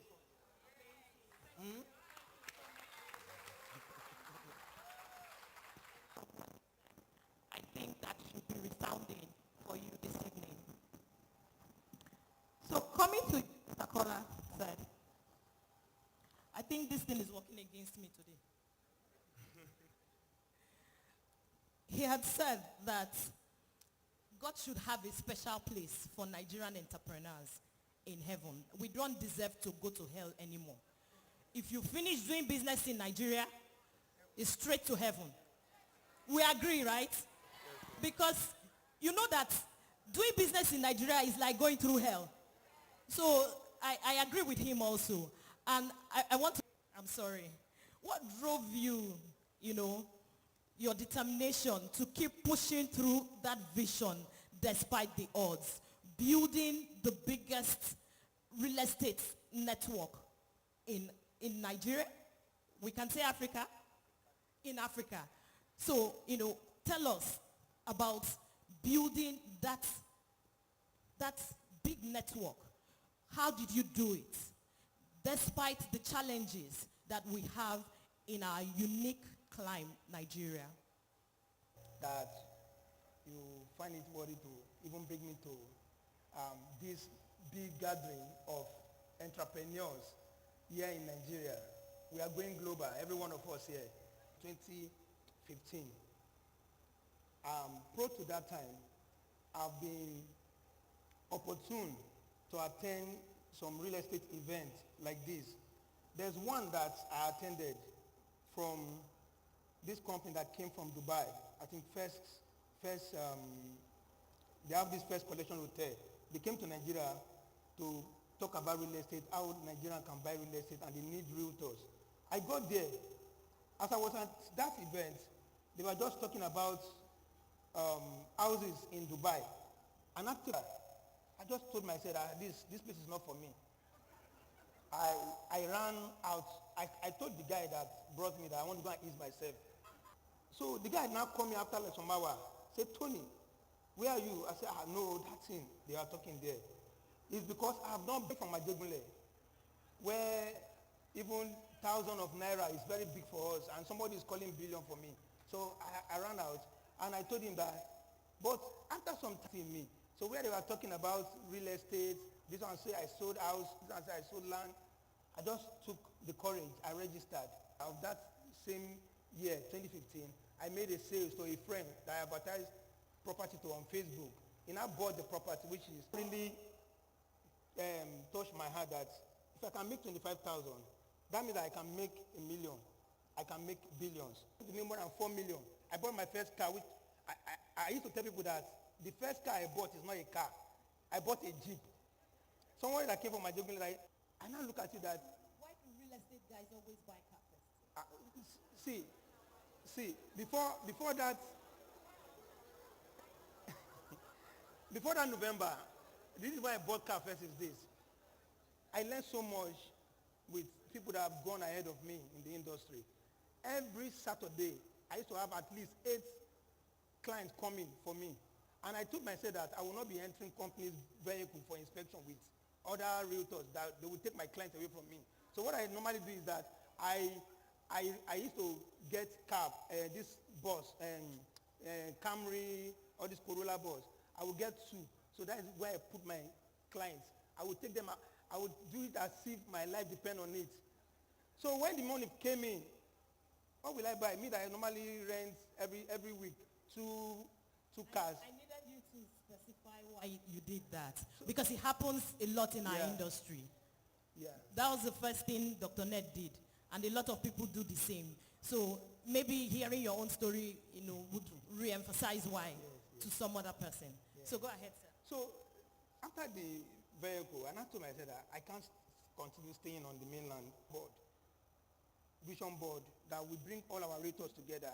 We start casting the vision for the new. We look at it that we want to make this thing big. So that's how we paint the picture that in the following year we want to do something that realtors will be coming. So that is how we start having seminars, training. In our training, we can have less than 1,000 people coming. Everyone for our training. Thank you so much. So we don't have, so it's God way. So that is just it. Thank you so much, Mr. Kola. Thank you. You said you need courage. In the face of fear, you need courage and chase your vision. And that's what exactly he had done. So let's come to Mr. Korape. Technology in Africa. I'll first of all say hello VB1 and the CEO. So my roots are in real estate. Starting out, I think firstly we want ownership, and I had 3 failed businesses before this one. So the first one was as funny as it sounds, I was a fashion designer. And then the second one was I actually moved and lived in China to make my own mobile devices. That was before even techno became a thing. So I was manufacturing phones and tablets, and then that failed. And then Cora started, and Cora started by failing as well. So I think one of the core things is accepting failure as a business model, because a lot of times we're very, very optimistic in this side of the world. You're seeing... So Ned also sold block. Exactly. So it was definitely a tough one, especially for people who are trying to do something in prop tech. It's 100% like going to be tech. You have the likes of Flutterwave, Paystack, Moneypoint, and then we're still burgeoning out, growing, building. By the way, local businesses to go across the world. So eventually, if you're building a prop tech platform that wants to be able to access payment options from anywhere around the world, we can be building through fractional ownership. And they raised over 15, 20 billion naira, something like he has done in real estate or anything like that. I think there's just only one core thing, especially when the vision doesn't look like it's even possible, or your back is against the wall, and when you're crying, when it's raining, when it's even in Christmas, New Year, there's no holiday, you're showing up every single day. And then eventually, some people it takes them 4 years, some 20 years, but if you show up every single day, for sure in your lifetime you'll make it. I think that's it. Thank you. That's powerful. It's a song we always hear, and more than half the time we underestimate inside this industry. I'd like to come back to you, Mr. Dari. What role did having a mentor play in actualizing your vision? How important is it for those coming into the industry today? That's from the word of Isaac, the great scientist Isaac Newton, saying if I've been able to see further, because I've been able to stood on the shoulders of people that see ahead of me.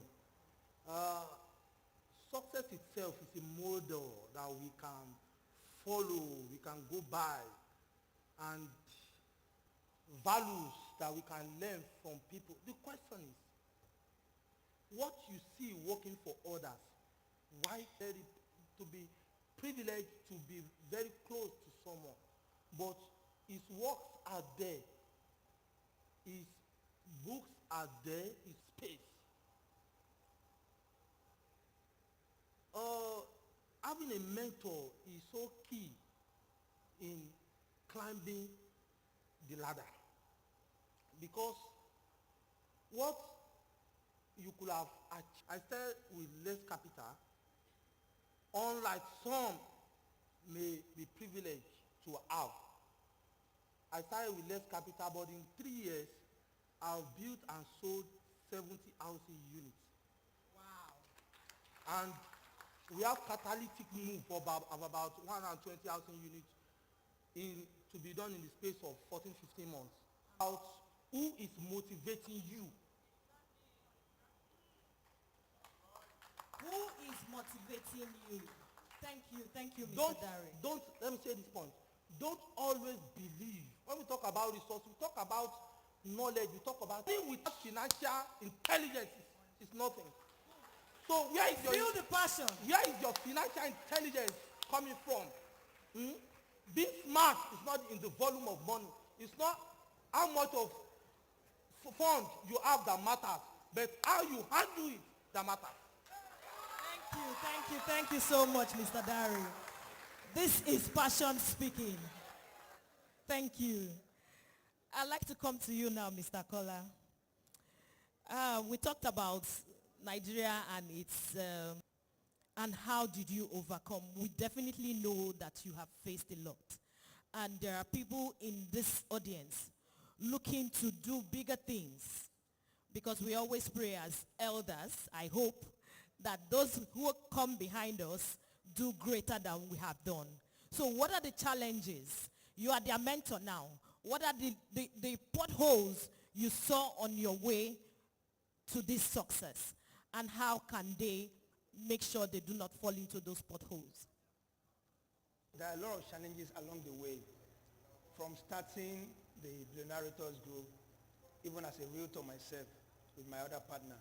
So many challenges from funding and the rest. So something really happened that even as we are working on side development, we started by selling landed properties. Then later we look at ourselves that we have to move from this level of landed properties to building of houses.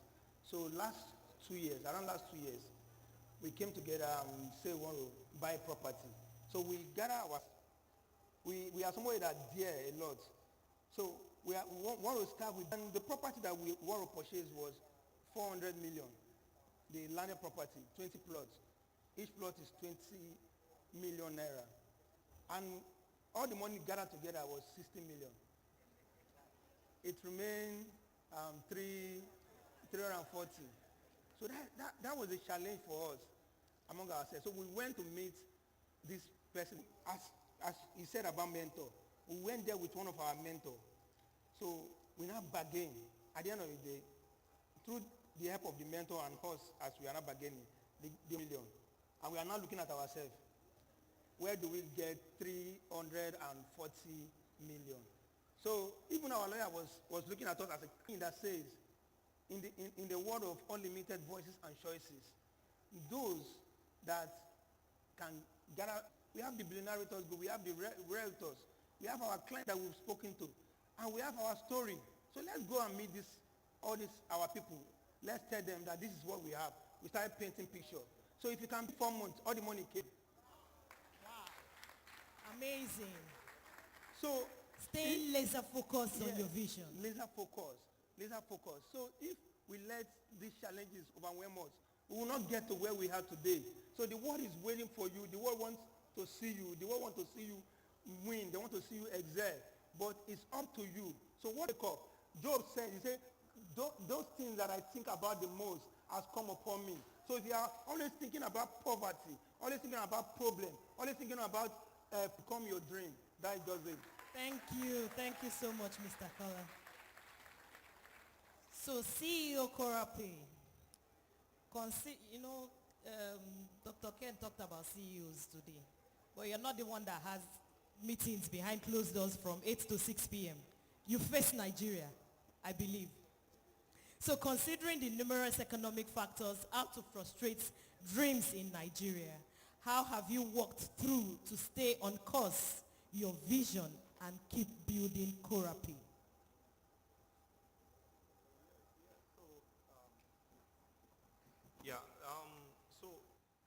I will touch a bit on what he was talking, that kind of voice.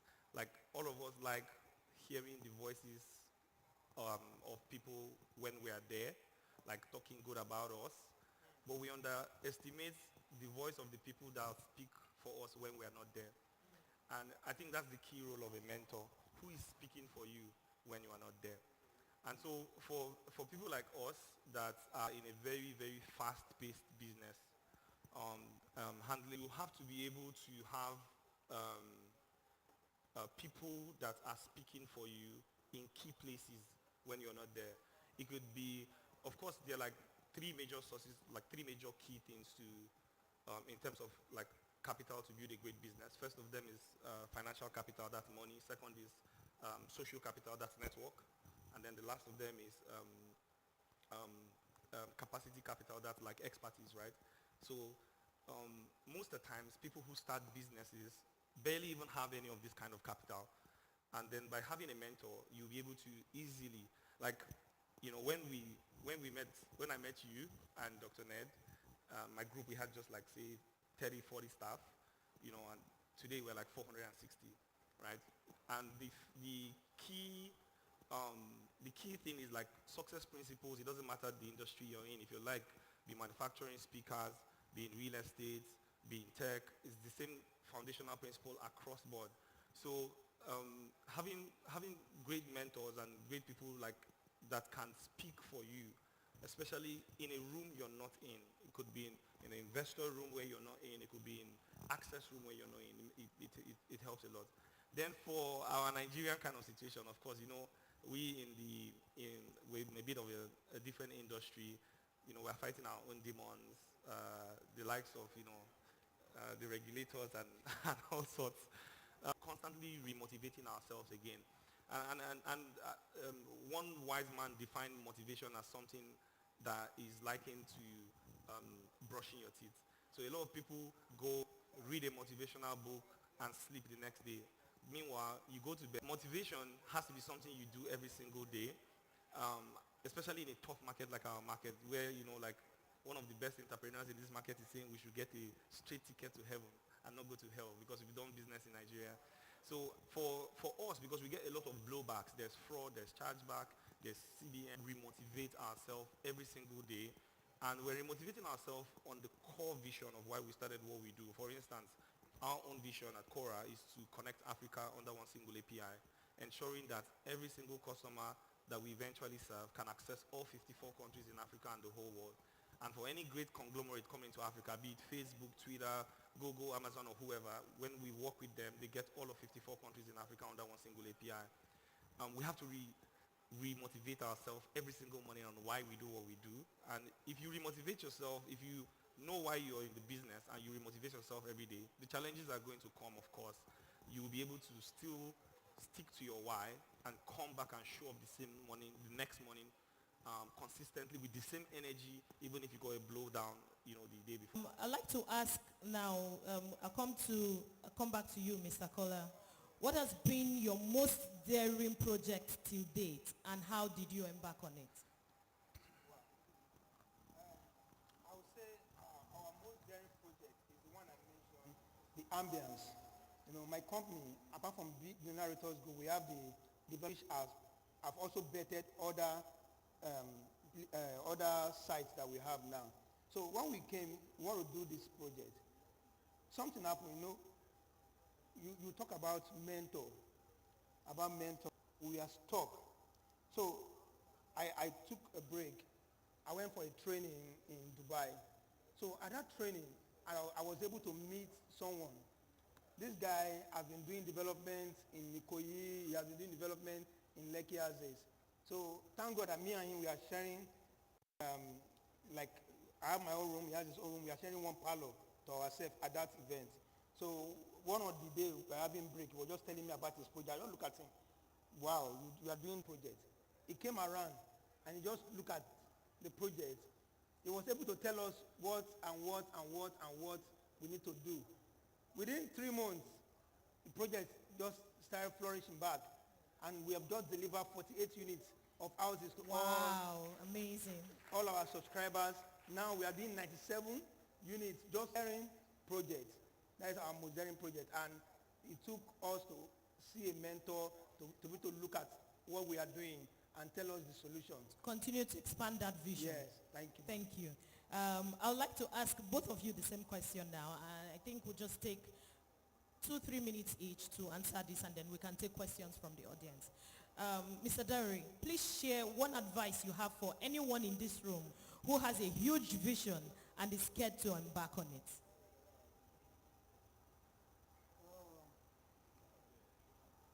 Of course, someone defined behind our mind that every form of fear is falsehood, because fear is action is a cure to fear, and inaction multiplies our fear. If you have a vision, you must believe that is a possibility. Of course, you will have other people's opinion of the vision you have, and I would like to say that you should only listen to constructive criticism.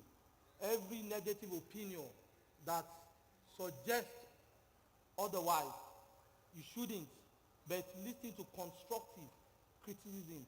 If you have a vision, you go for it.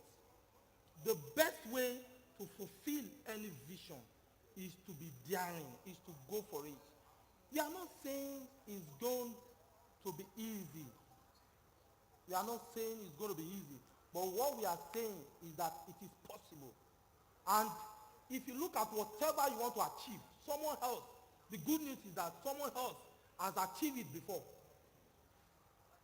Someone else has passed through the same corridor you are, the same passage, the same corridor you are trying to pass through now. So you can get your inspiration from those people that have succeeded in the same field. And when you come to yourself, you have to keep motivating yourself, inspiring yourself, and taking a step, one step at a time, one step at a time. Of course, you cannot get there you cannot get there just right immediately. It's going to be challenging, but let your courage rise above your fear. If your fear is lower than your courage, where will success find its place? You drown. So your courage has to be higher than your fear. I want to believe everything stems from our belief system. Our belief system, the way we have been wired over time, our exposure, our environment, our conditions, the people we relate with, the people we relate with. If those people are mediocre, we are likely to think as mediocre. If there are people that say it is impossible, if they belong to the impossible world, we will try to believe that those things are impossible. But once we have the right value and a winning attitude, all those things become important, and you are moved by the right value and not your present conditions, not the suggestions of your present conditions. Your present conditions may suggest otherwise, but be driven by the values that you believe in, and you will see it in physical reality. Thank you so much. Mr. Dare brings so much passion to table. Thank you. I'd like to ask you the same question, Mr. Dixon. Share one advice you have for anyone in this room who has a huge vision. There's moonshot. You want to go to the moon. Very realistic. And know where you are. And you can start working your way up from where you are against three things again: capital, network, and expertise. If you're so rich, you have capital, you don't need network and expertise. Jump in, spend the money, fail fast, lose, make it back. Elon Musk bought Twitter, that kind of thing. You don't have capital from a poor background. You jump in, and then you go to get the expertise and hope that eventually you build a network in that industry. While doing that, one day opportunity will present itself with capital, then you go for your motion. Amazing. Did you guys get that? You have to start from where you are. Firstly, you evaluate yourself and be realistic. If you're Davido, you don't need to go and work like Bella. in any other person's place. You take the money, build, fail, reiterate till you get it right. Eventually you buy ghostwriters and buy your way up. Good. You have money, capital, so you don't need any of those. Now, if you don't have capital, you're not rich, you can't afford to go and spend $100,000 on a startup or in real estate, then you go and realistically start back building the expertise in the industry. That's like Dr. Ned working for someone, like you working for someone, and then while doing that, you've 10 years experience in the industry. You've known everybody. You've known Dr. Ned. You've known this guy. You've known that guy. And then eventually one day, opportunity will present itself for your moonshot, and then you raise the money and go do that. Fantastic. You're actually telling that race story. Yes, because I also worked, like, again, after all my businesses failed, I went to get a job. If you want to be a businessman, the second you get a job, you have your termination letter in your box. If you want to be a businessman, you get the job, put your 4 years timeline, so you have 4 years to build all the network. So some people will see you happy walking on that rain, and they're like, this guy, how much are they paying you? They don't know you're building leverage, network, and expertise in that industry, so that people will love you so you can get money to do what you want to do later. Thank So, you. yeah. Thank you so much. Thank you so much, Dixon. This has been truly, truly amazing. Have you guys enjoyed this session? Thank you. I know you have questions, but I'll wrap up with a few of the things I picked out from their discussion. Practice positive thinking. Keep moving forward, whatever the case. You know, stay motivated. He kept talking about motivation and likened it to brushing your teeth. Brush it every day. Motivate yourself every day. Stay mindful. Stay laser focused. Find the right support. Find the right support. Get expertise. Opportunities will come. Thank you. Thank you so much. So, MC, please, can we take some questions? All right. Let's take questions. We'll take 4 questions. On a light note. You have a question? Okay. All right. I just need 4 questions. If we can have 2 ladies. Okay, please. I missed you the last time. Okay, a lady is here. Okay, please step forward. I just want to take all questions, then we're done for the day. Okay, please step forward. Thank you. Yeah, quickly. And okay, thank you.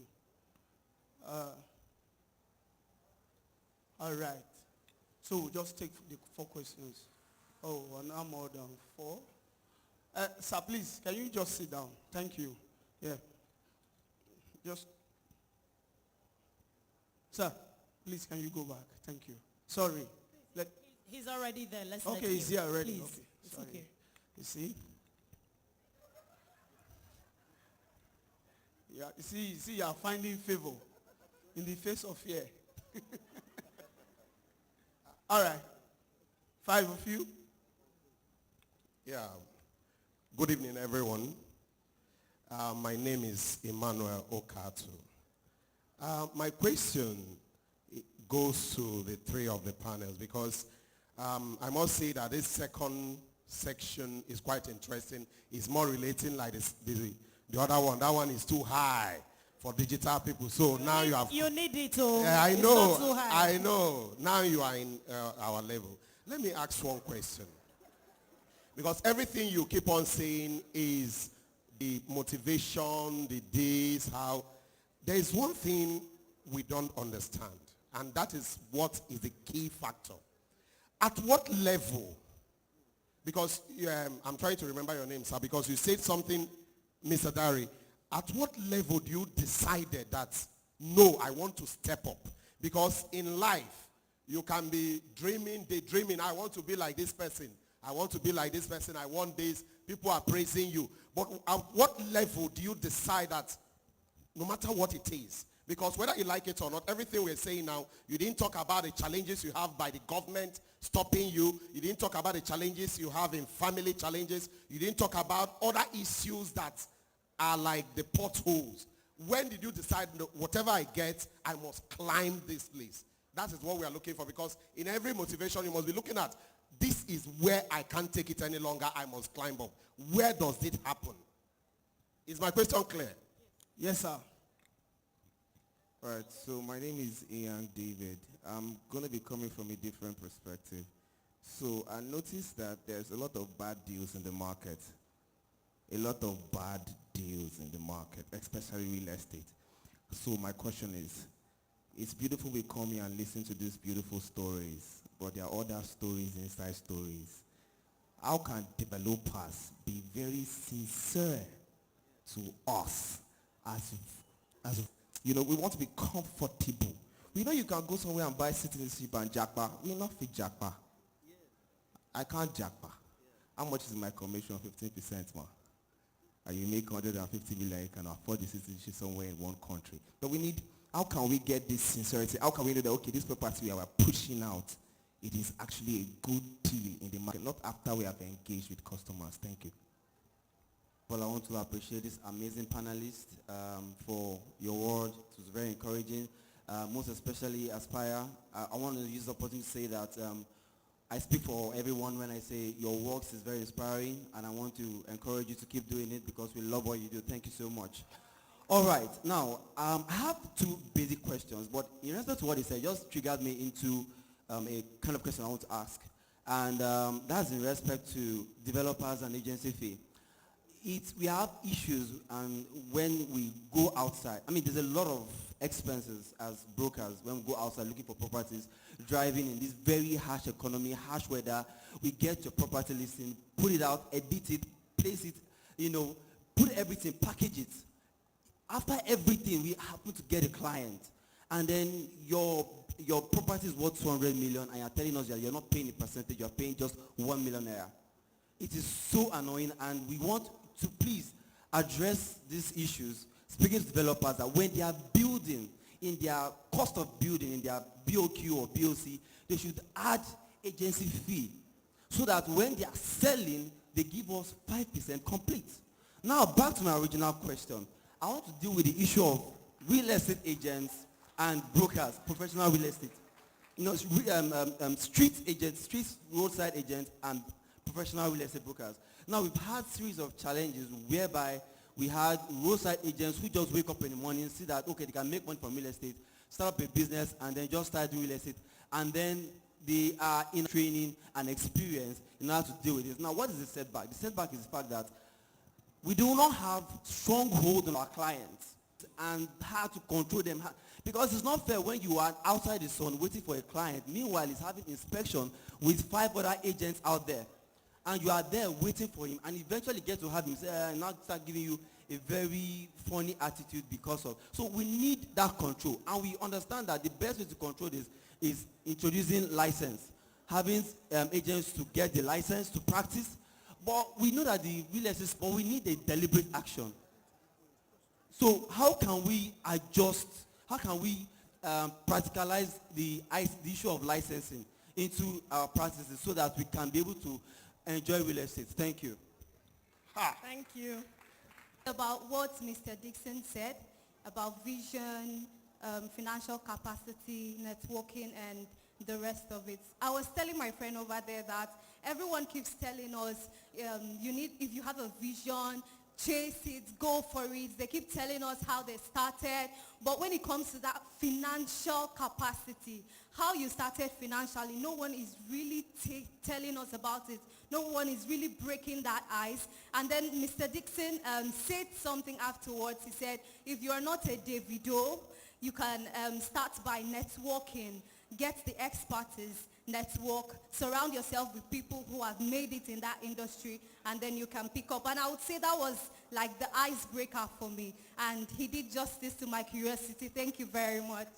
Thank you. Thank you so much. So, do we still have one more person? Oh, wow. Yeah, thank you. My name is Mbadiwe Kenneth. I'm from the East. We hear you, sir. Thank you, ma'am. Go ahead.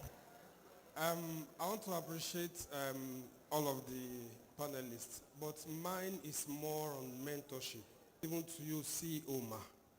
From your biography, I discovered that you are from River State, and to the glory of God, my wife is from River State.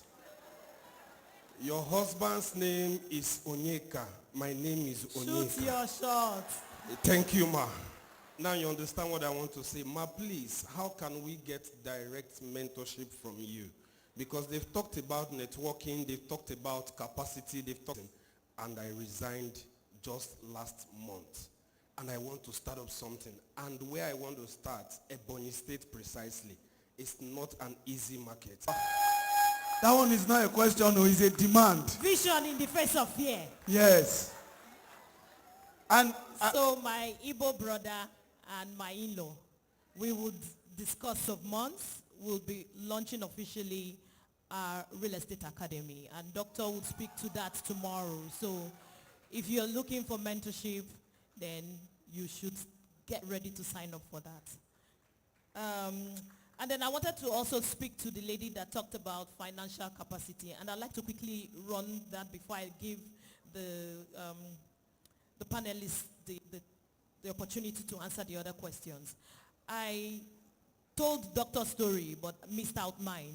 At some point, I was tired as a working mom, a wife, and I had to do all the chores, including laundry, that a lot of us hate to do. Who loves to do laundry? Who? Show your hands.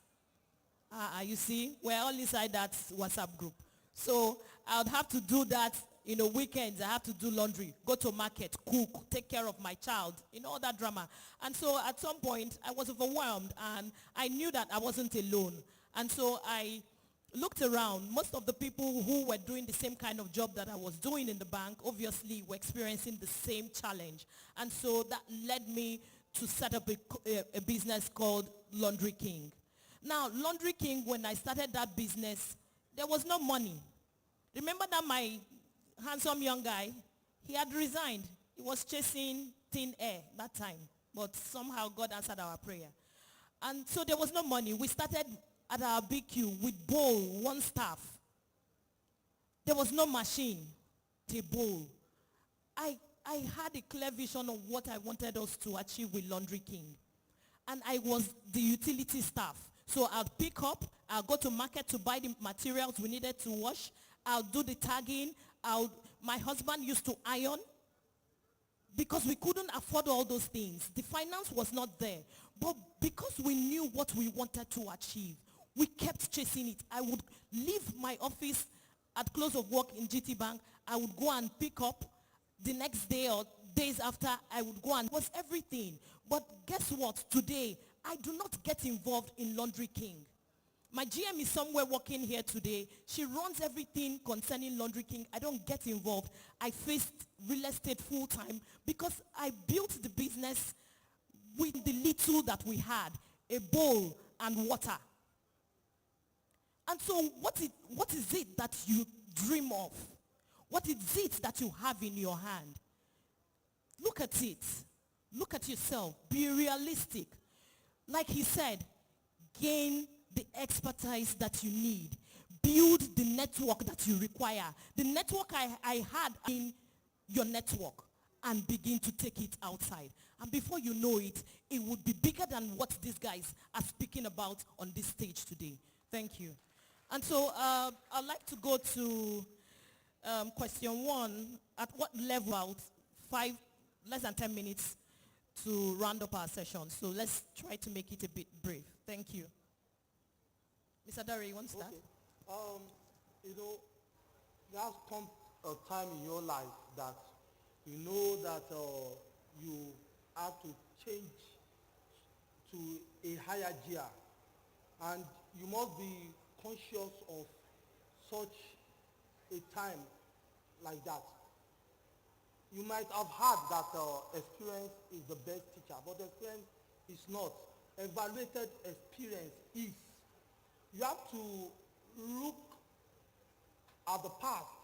You have to look at the experience you've had in the past and evaluate your failures and your successes.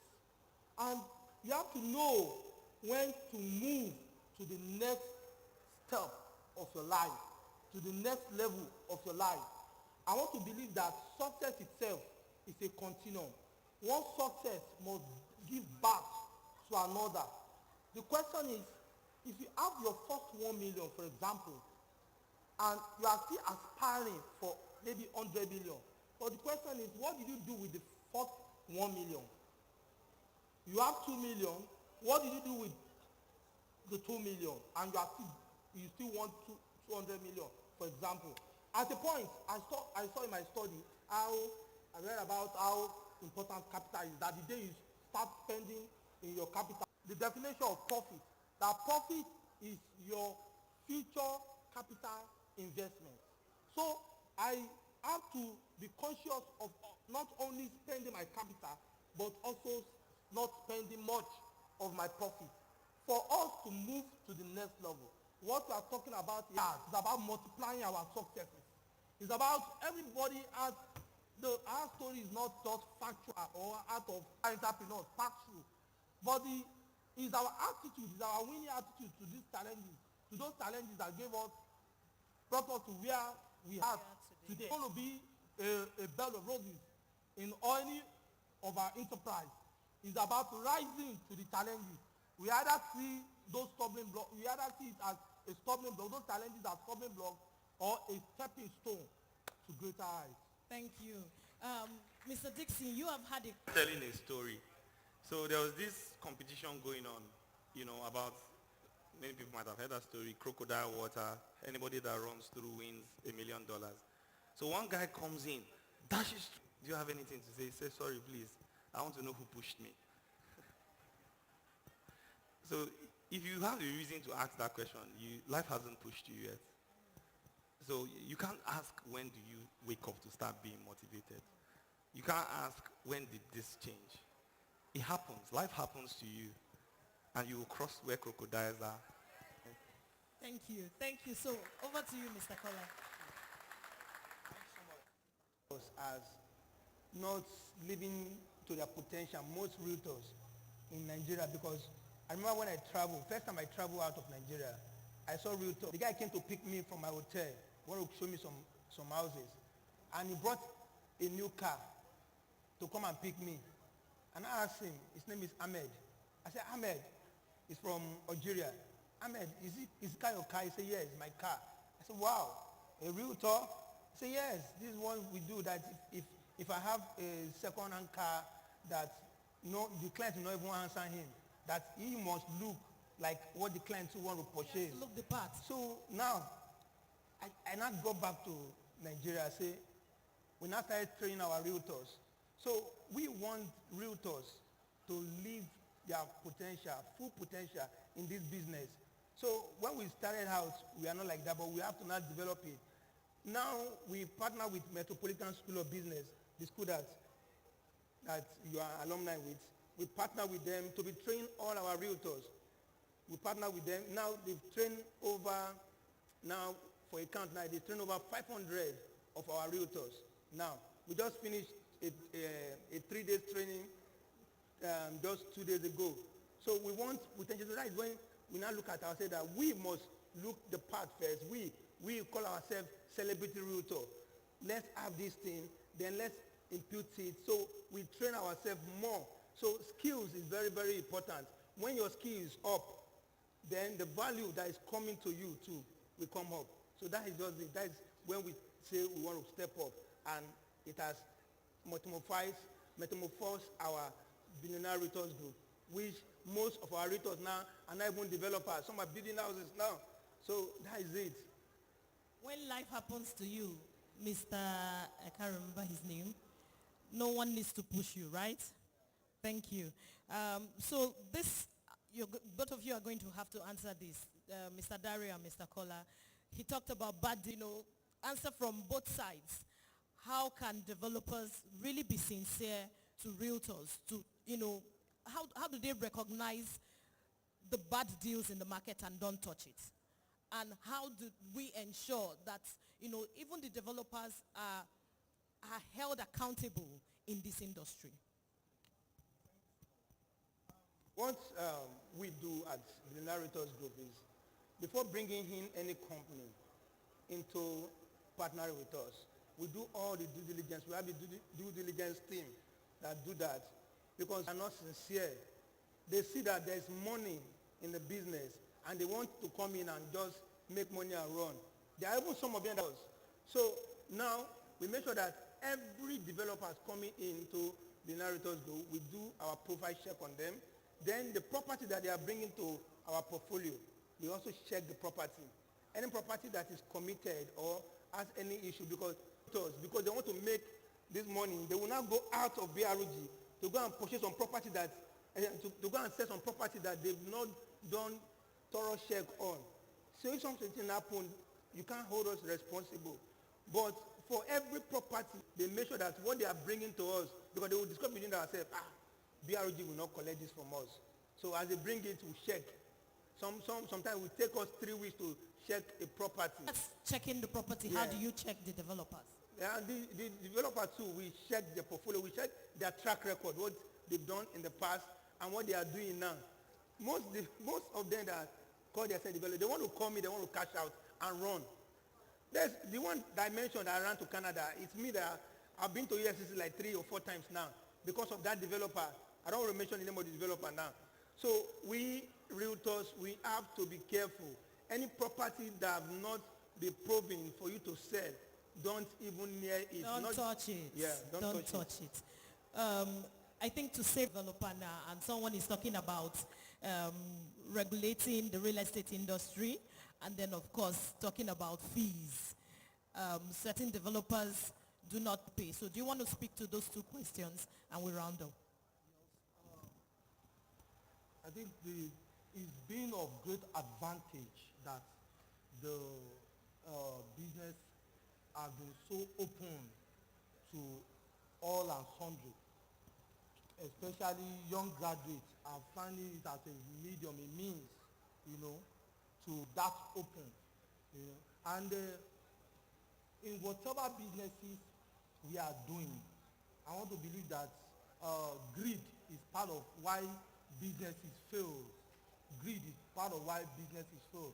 As much as we are courageous enough to take in the interest of the realtors, that are selling the houses, financial settlement, we should take it with extreme caution, because anything that may tarnish image, and we've heard about branding today, and it's part of how we should be an agreement before any transaction is sealed to protect each end, and always let us always imbibe the habit of keeping to our words and an agreement. Our words are our bond. Thank you so much.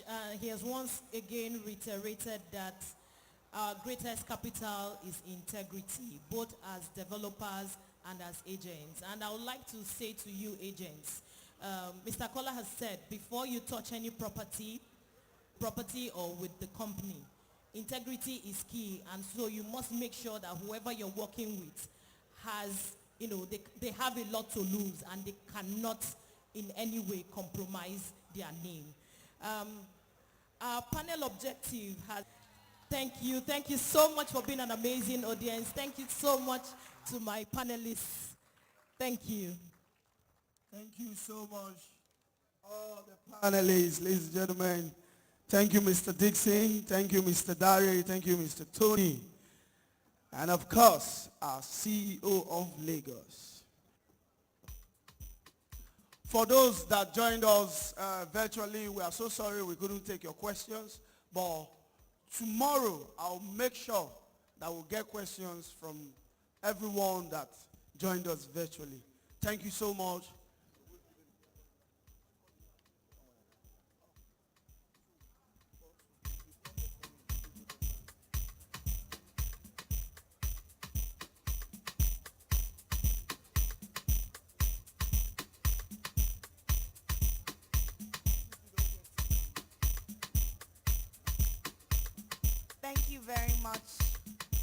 Thank you very much, sirs.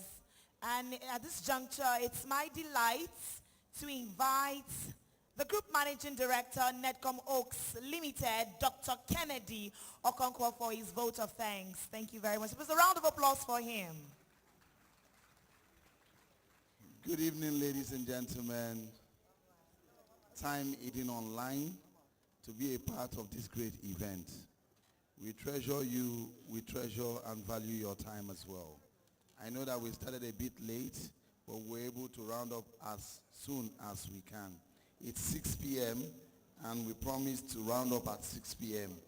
and God has made it possible. Thank you very much. Tomorrow is another beautiful day. I look at Toye.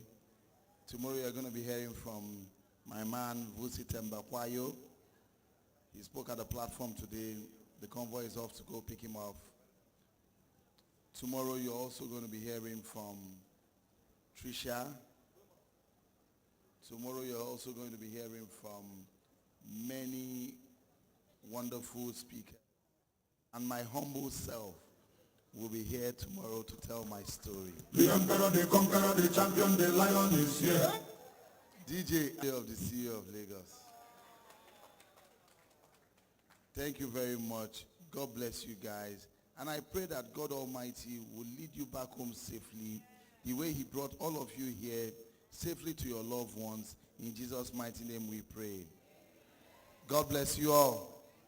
Thank you. To our wonderful and amazing hosts and hostess. You guys are the best. DJ, give them that song you gave that time. The emperor, the conqueror, the champion, the lion is here. Thank you. Okay, all right. So please a big shout out to the DJ.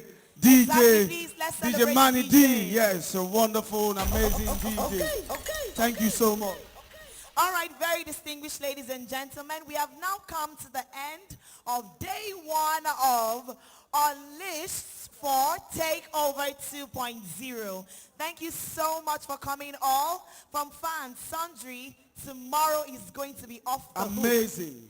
Tomorrow is going to be exceptional. Tomorrow? Brain busting, mind-blowing conversations, and it has been an amazing ride doing this with the wonderful Will Mount. Yes, Thank you so tomorrow, much. I'm going to be co-comparing with somebody else, but for today it has been an amazing one. Thank you, everybody. My name once again is Gloria Olufeko, and I'll see you tomorrow. And I'm Will Mouth, a comedian of the Federal Republic. Good night, everybody. See Thank you tomorrow. And don't forget, when you're coming, put on your T-shirts. Yes, that's the dress code for tomorrow.